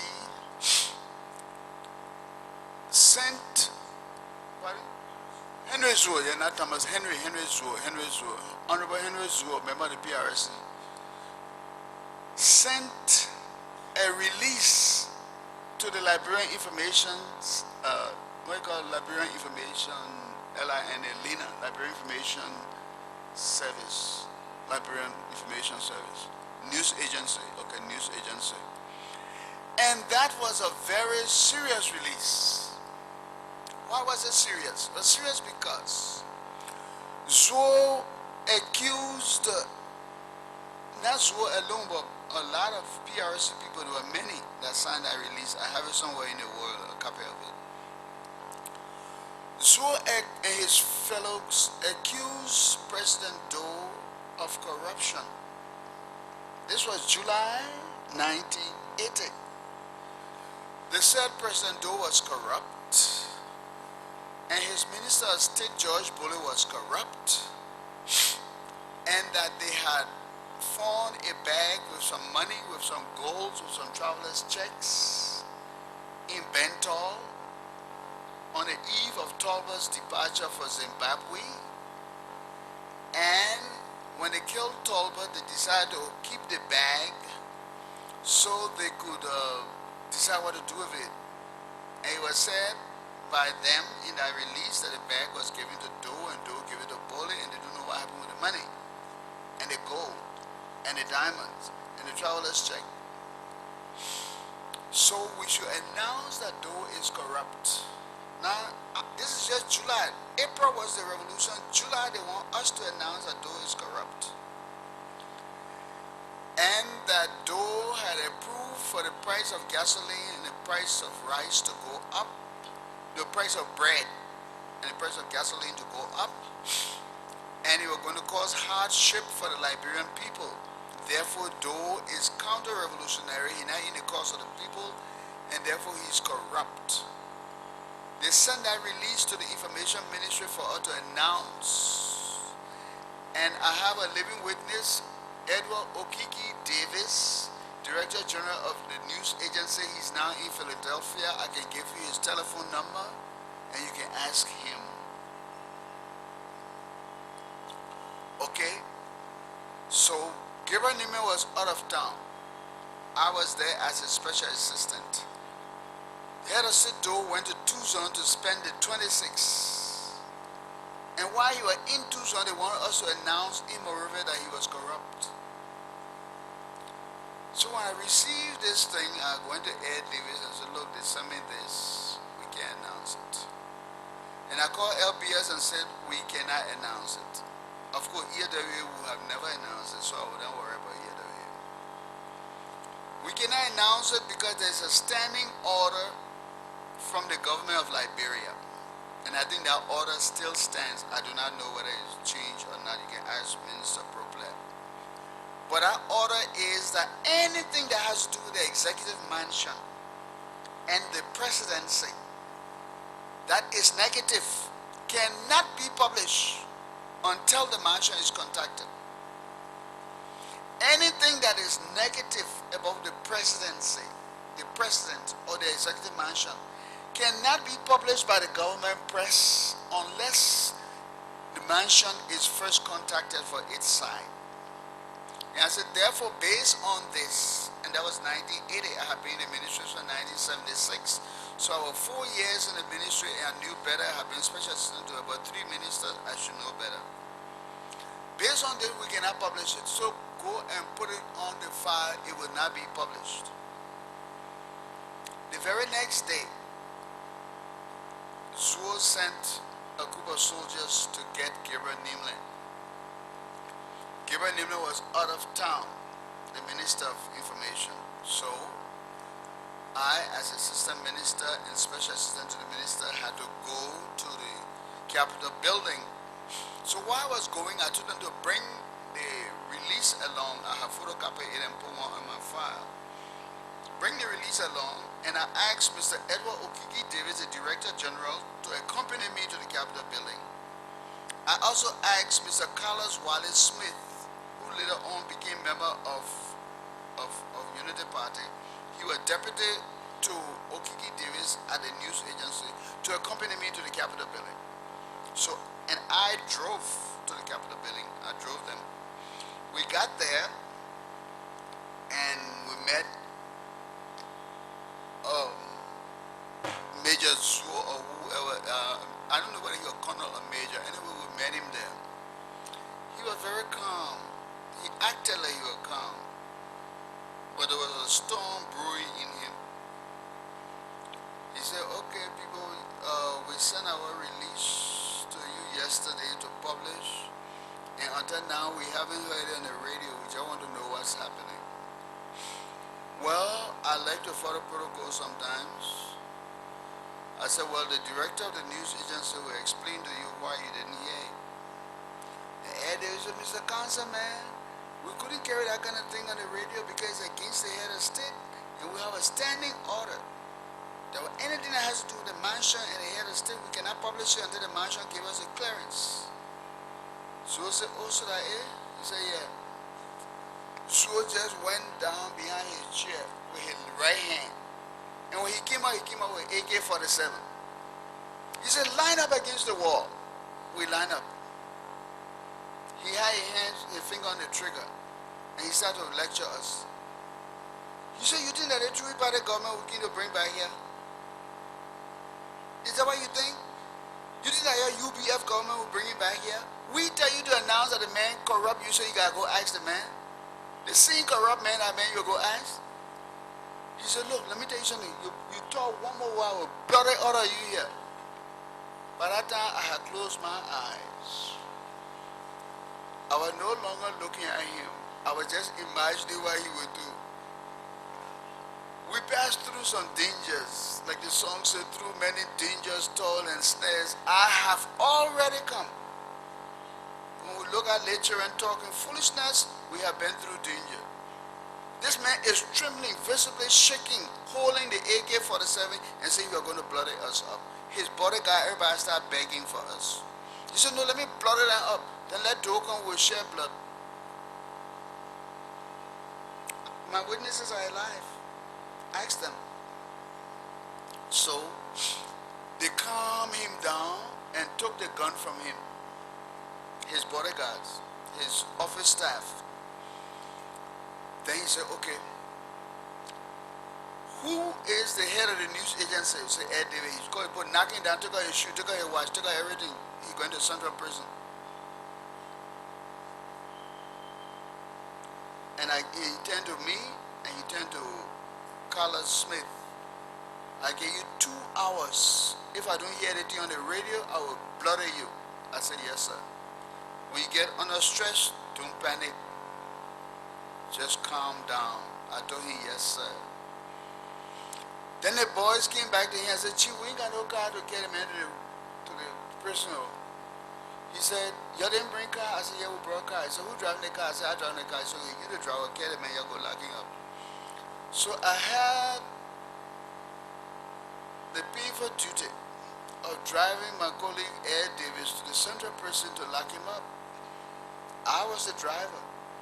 The soldier knocked him down, took out his shoes, his watch, his eyeglasses, everything, put him in the jeep, in the car. And Carla Smith remained there with them, and I drove Ed Davis to the central prison and delivered him there. When we were coming back, the soldiers decided to open up a conversation with me. They said, you know you small boy. The thing that people do, you know what happening. Something happening, you know it. So the best thing we can advise you, when you go by here, just announce the thing. Nothing will happen with you. Anything come, the people were talking. I didn't say yes. I didn't say no. I didn't even grunt. I just started playing the radio and drove back to the Capitol building. Anything I had said would have implicated me on one side or the other. We went back and to him, and he said, okay, I told you I gave you 2 hours. I know where to find you. In 2 hours, if I don't hear anything on the radio, I will bloody you, the two of you. So, okay. When we came out, I told Carlos, I said, we got 2 hours to die. And I'm not dying because of the release. Let's go to the mansion. We went to the mansion. We met George Bowier, Minister of State. That's my other witness. He's not dead yet. I said, George Bowier, Minister of State, I have a very serious assignment for you today. This man across the road said, in 2 hours you will bloody me up along with Carlos Smith if we do not announce this thing that you and Doe stole the money. The bag of money, gold, diamond, traveler's check, everything. I can tell you, Bowier, that I'm not dying because of this thing. You either protect me or I'm announcing it now. all I came to tell you, you either protect me or we're going to announce it. Bole pick up his telephone, call Doe, Tuzon, explain to Doe. I don't hear what he said. Okay, on telephone. And Bole put the telephone down and said, okay, you go back to the Capitol building, permanent solve. I said, okay. We walked to the Capitol, drove back to the Capitol building, and it took us back to Zuo's office. While we were entering Zuo's office, the vice head of state, Tama Westside, were coming downstairs. And then he came right to Zuo's office.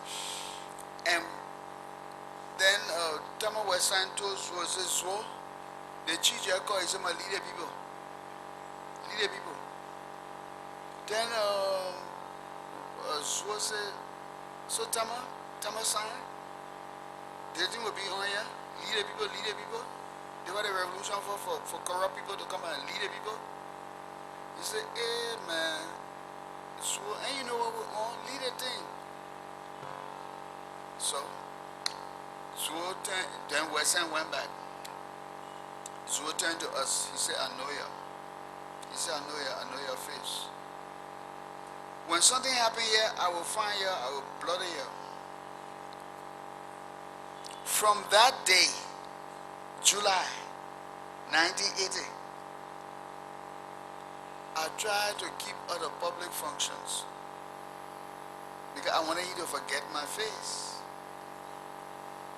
Because he had promised me that anything happened, he would find me and bloody me up. Thank you. Okay.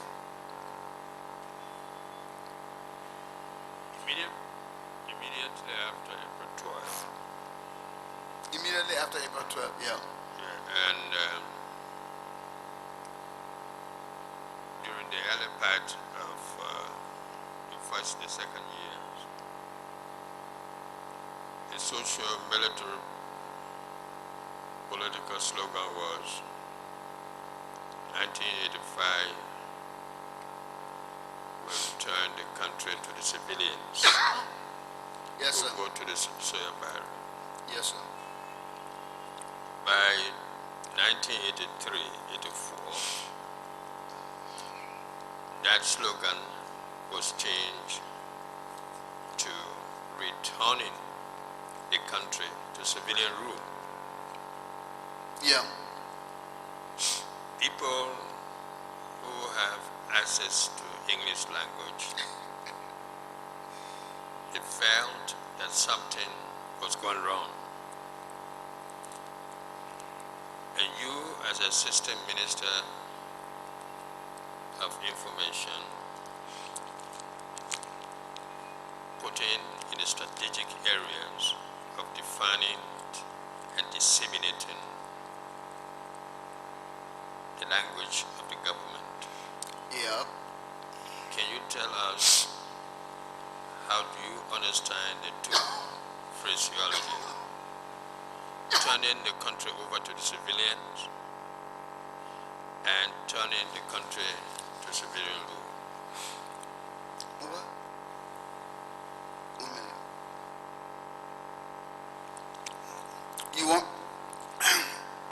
You want me to explain the difference between turning the country over to civilians and turning the country back to civilian rule? Normally, it should be the same thing.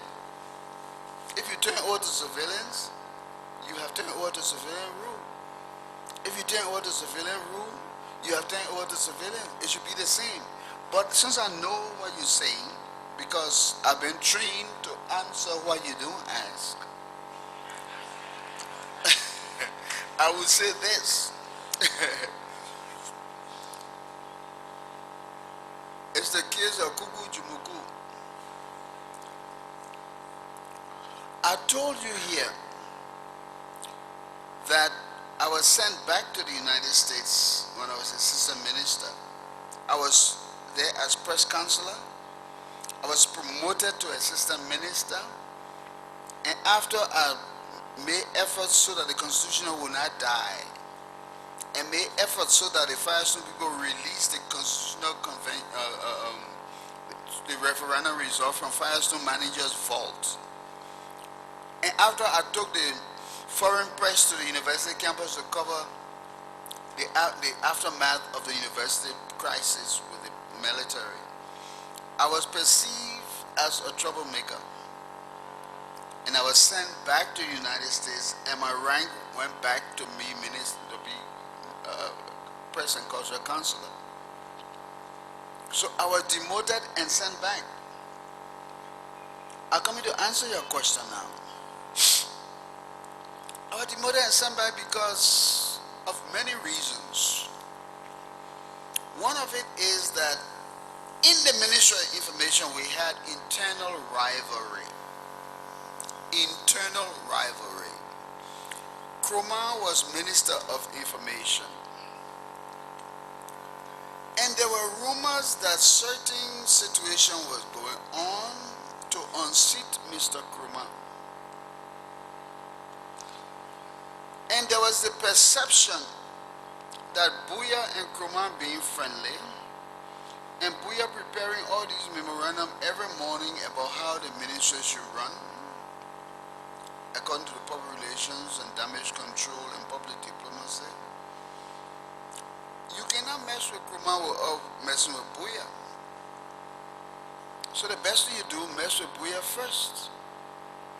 When you get him out of the way, then you can mess with Nkrumah. So the NDPL imported some boys from Freetown, Sierra Leone. They were called the NDPL Tax Force. I believe you remember them. Do you, Councilman? Remember what? Do you remember the NDPL Tax Force? Yeah. Thank you very much. A bunch of guys who came from Freetown who were brought here by certain high-ranking people in the NDPL who said that when election comes around, if you don't vote for NDPL, the tax force will take care of you. You remember that? Thank you very much.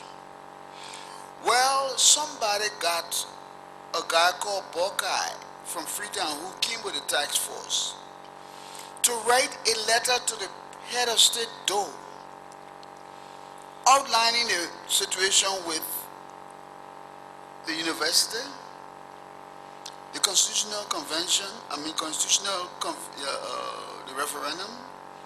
referendum results, and the university crisis, and all of that. And the letter clearly stated, let Mr. Valentine go and look for the letter.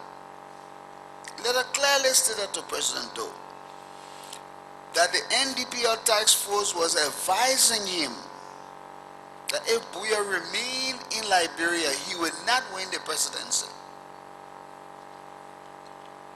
Against that background, I was called in by my boss, Nkrumah, and told that the president, head of state Doe, wanted me to go back to Washington, D.C. to get my family. I told them to give me the money I would send for them. They said, no, you yourself go and get them.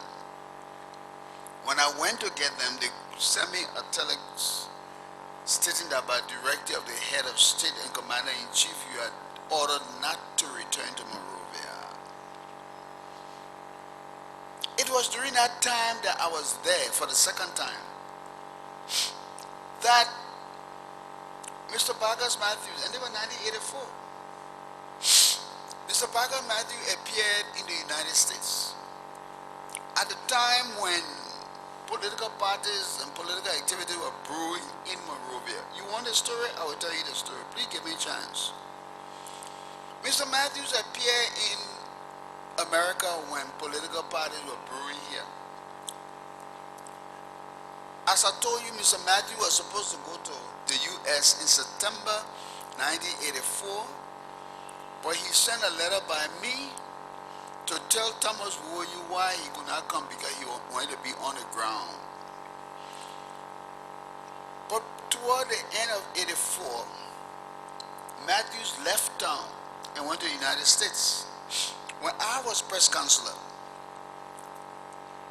and Woyu and other people sent me a letter to inform me that Matthews were going to have a press conference to make a very important announcement. Since I represented the Ministry of Information and the Liberian News Agency, I attended that press conference and took notes. Mr. Matthews said that he had come to that press conference to announce that he, G. Bacchus Matthews, would not be part of any elections during the 85 or 85 election. He will not be part of it. And he said the reason why he will not be part of it is because Head of State Samuel Doe, agreeing to the proposal from the American government, had agreed to go back to the barracks. That's what Matthew said in the press conference. And I sent the news to the news agency and sent copy to the executive mansion. In the mansion, you'll find it in the press secretary file because I sent it to Patrick Kuman. So please call Mr. Valentine again to see if Bowier lied. Mr. Matthews said he was not going to contest against Doe because Doe had called the progressives.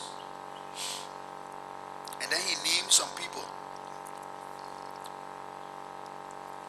to the mansion and had told them that the PRC had agreed that they should go back to the barracks because the Americans were encouraging them to go back to the barracks.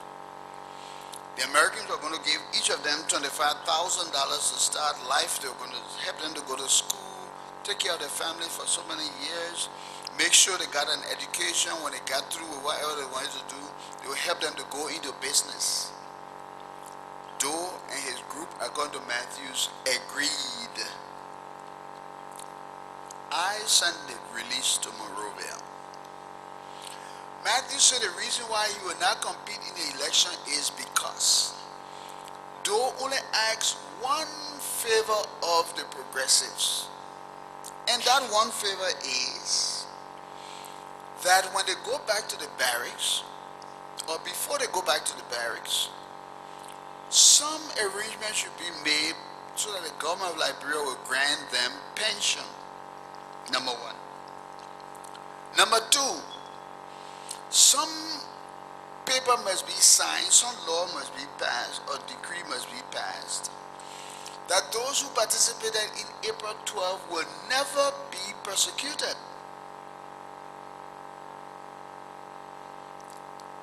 Number three, that the progressives will go and organize a government from the president down to the messenger and present that government to the PRC.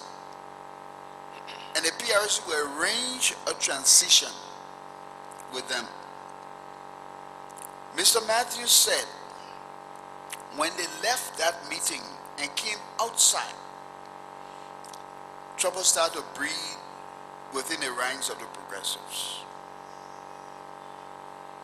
Everybody was anxious to know who will be what, who will support who. That was not the only thing. Somebody among them were careless enough to say that as soon as Doe will grab him and jail him and persecute him for that April 12th thing. Doe got the news. Now that's another lesson in Liberian politics. The president will get the news. No matter where you say it, in your girlfriend's room, on the bus, in a taxi, in the airplane, the president will get the news. Why? Because the president has many ears. So Doe got the news. So Matthew said that since Doe offered to turn over and the progressives themselves did not act wisely and they started to fuss among themselves and they threatened to jail Doe and the other people for the April 12th thing, Doe decided that since they don't want to take this thing and protect us, the only way we can protect ourselves is if I become president.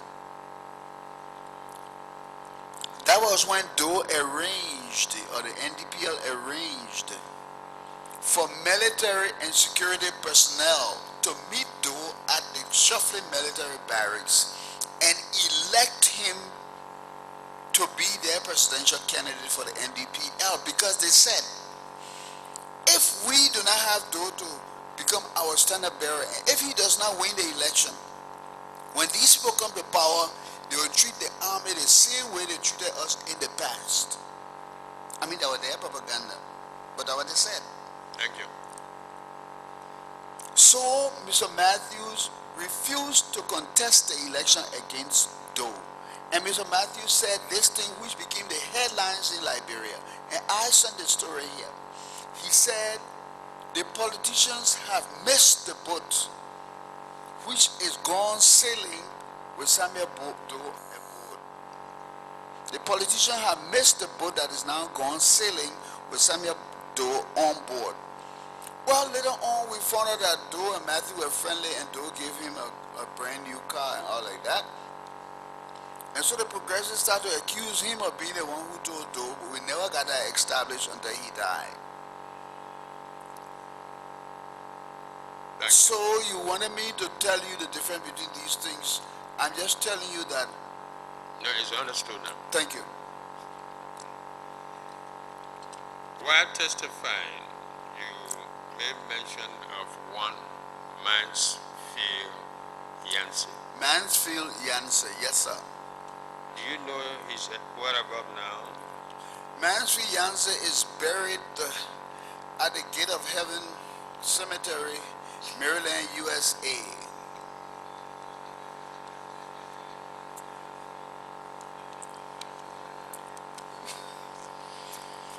The Ministry of Defense will give you records of his military career. The Liberian News Agency or the government of Liberia should have files of the fact that he nominated Doe at the shuffling military barracks. Contact the Daily Observer, they will give you a report of the day it happened, because the Daily Observer was intact. So what about Mansfield Yancey you want to know about? No, whether he is still alive. No, he's not alive. Okay, But what about his deeds that you want to know about? no. But let me tell you one last thing now. Yeah.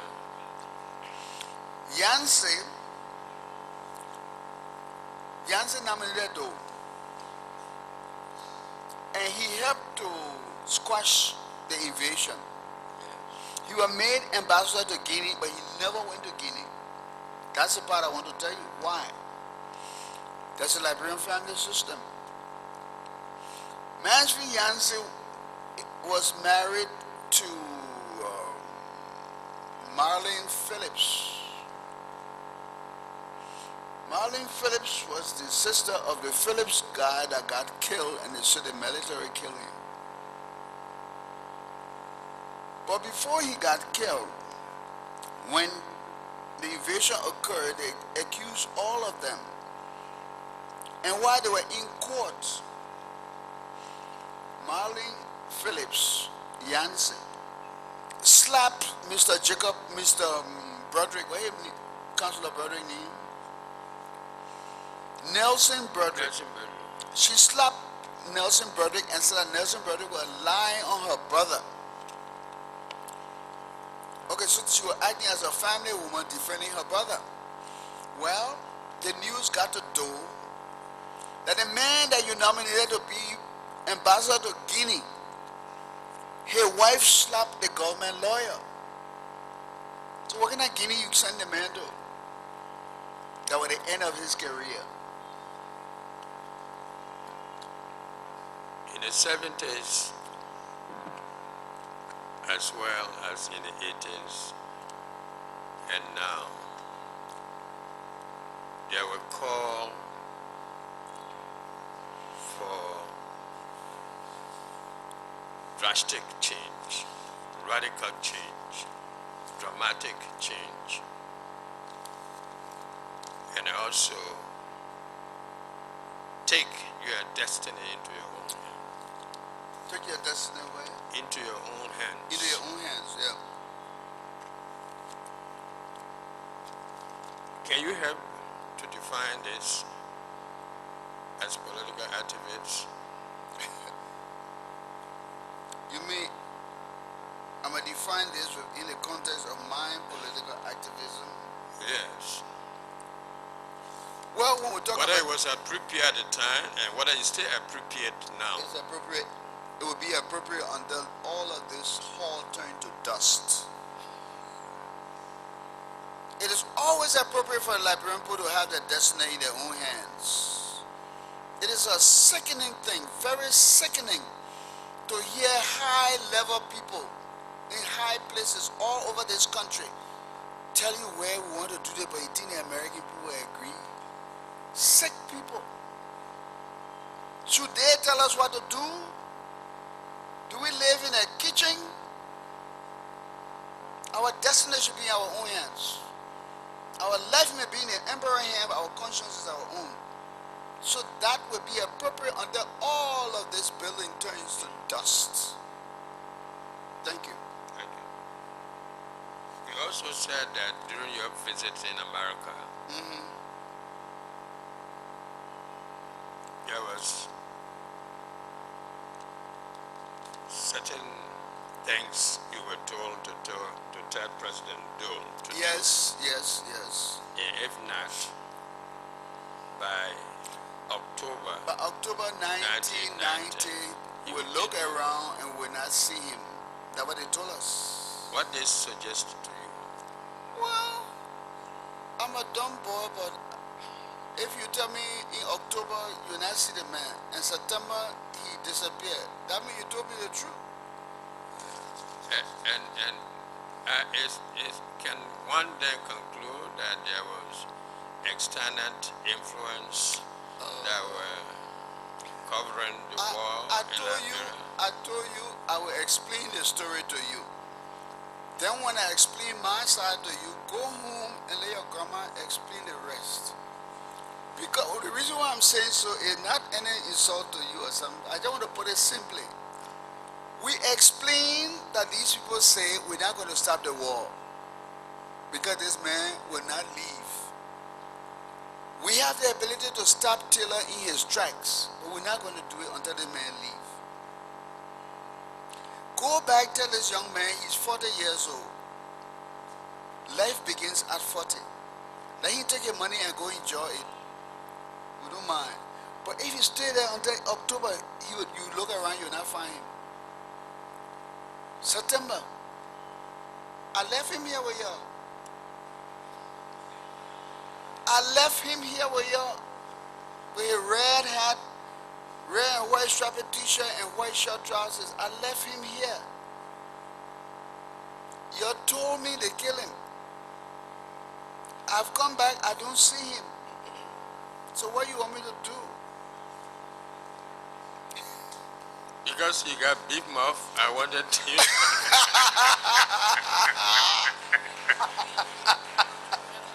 Okay, now, okay.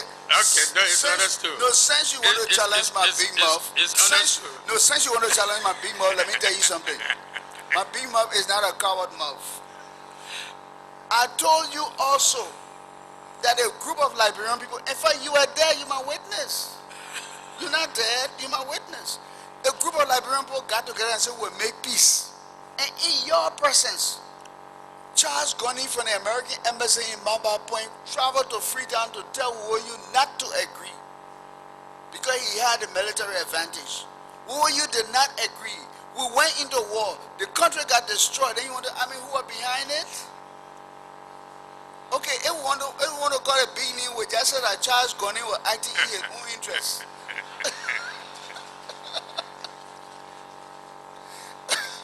The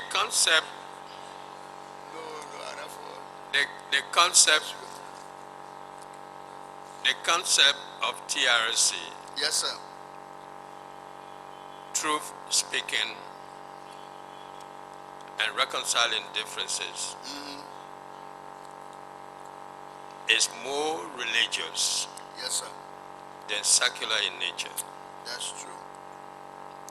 Because the Bible, the Quran says, speak the truth. Yes, sir. When you do so, you shall be saved.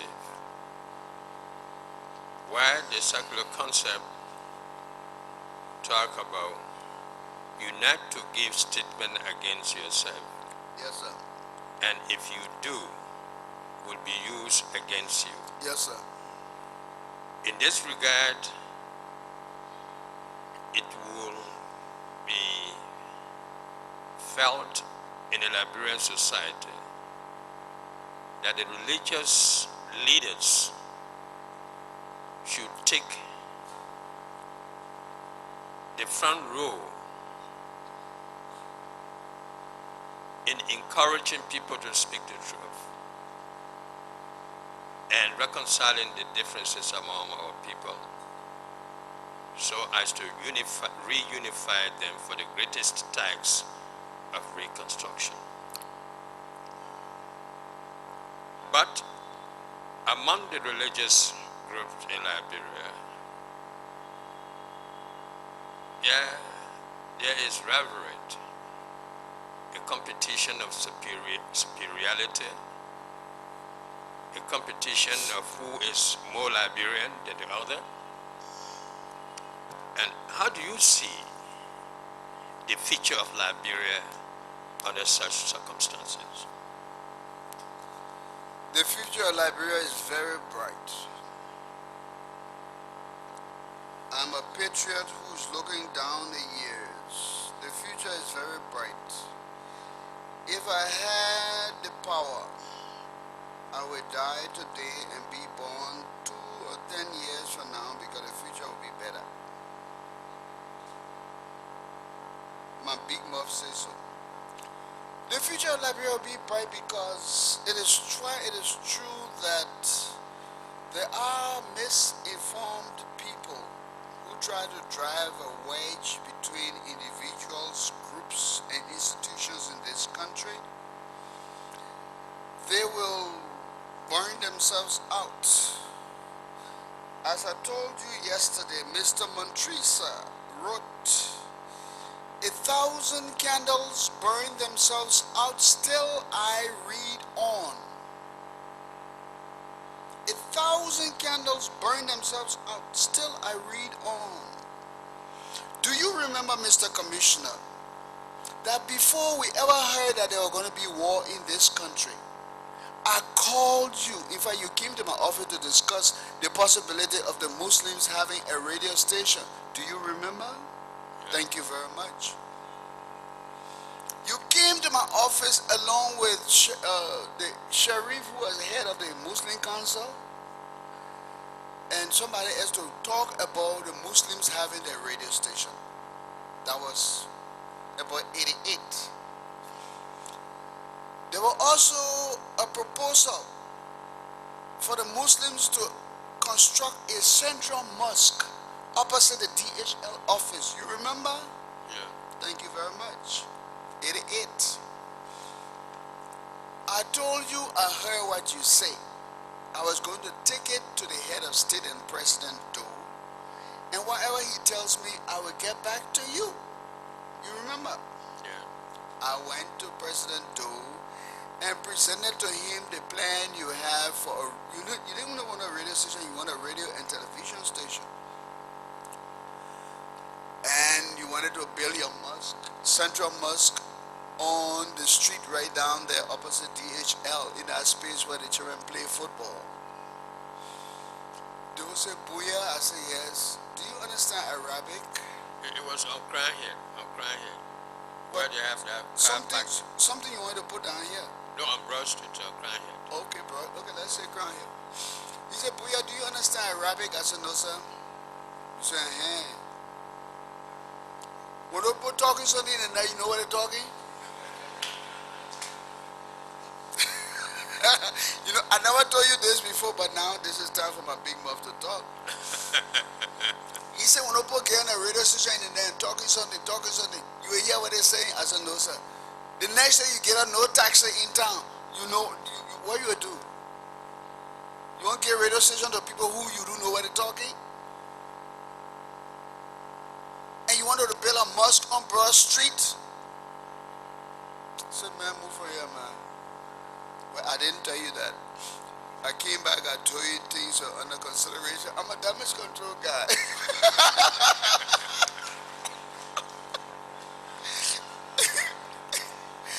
I told you that things were under consideration. However, you remember that was shortly after that incident that the Liberian broadcasting system got a new leader, and that new leader was a Muslim. Do you remember? Mr. Alhaji Kuma? Yeah.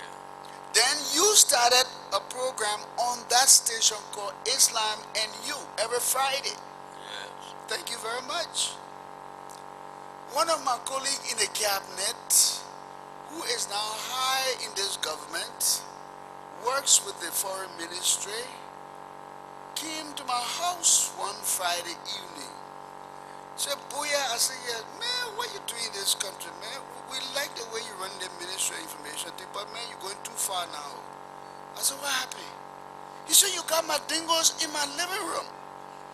I said, what do you mean by that? Who took my dingoes in your living room? He said, you hear them making noise in the TV? You got my dingoes in my living room. And he went off talking. So I said, look, we got to have an inclusive society according to the constitution that you adopted. You remember also I brought you a book about Muslim-Christian dialogue long before the war. I left it with you when I went into the war. I came back, I said, my friend, what my book? You said the war, carry it. I said, okay. But what I'm saying is, I've been thinking about the need for us to unite long before we started fighting. Now you ask me whether the future will be bright. It'll be very bright. I wish I was not born now. I wish I could be born 20 years from now, because the future will be very bright. You could not get a radio and TV station in 1988.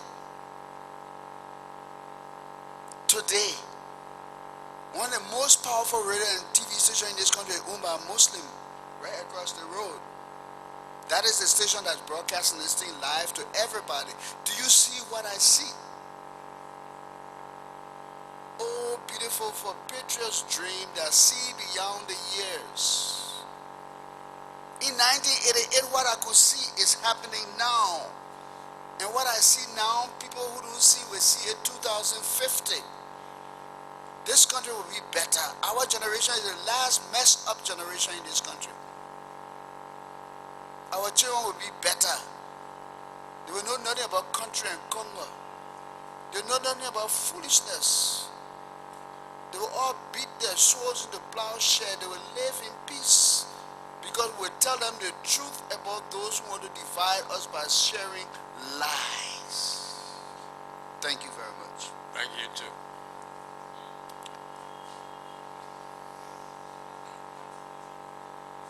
Mr. Witness, Yes, sir. if it's okay with you, we take a 30-minute break. Oh, it's okay with me to take a 30-minute break, but I just want to file one protest. I mean, not a real protest, just a small protest. Yesterday when we went for the break, we came back, you said everything over. Today, everything will not be over. We got to finish this thing. Thank you very much. 30-minute break.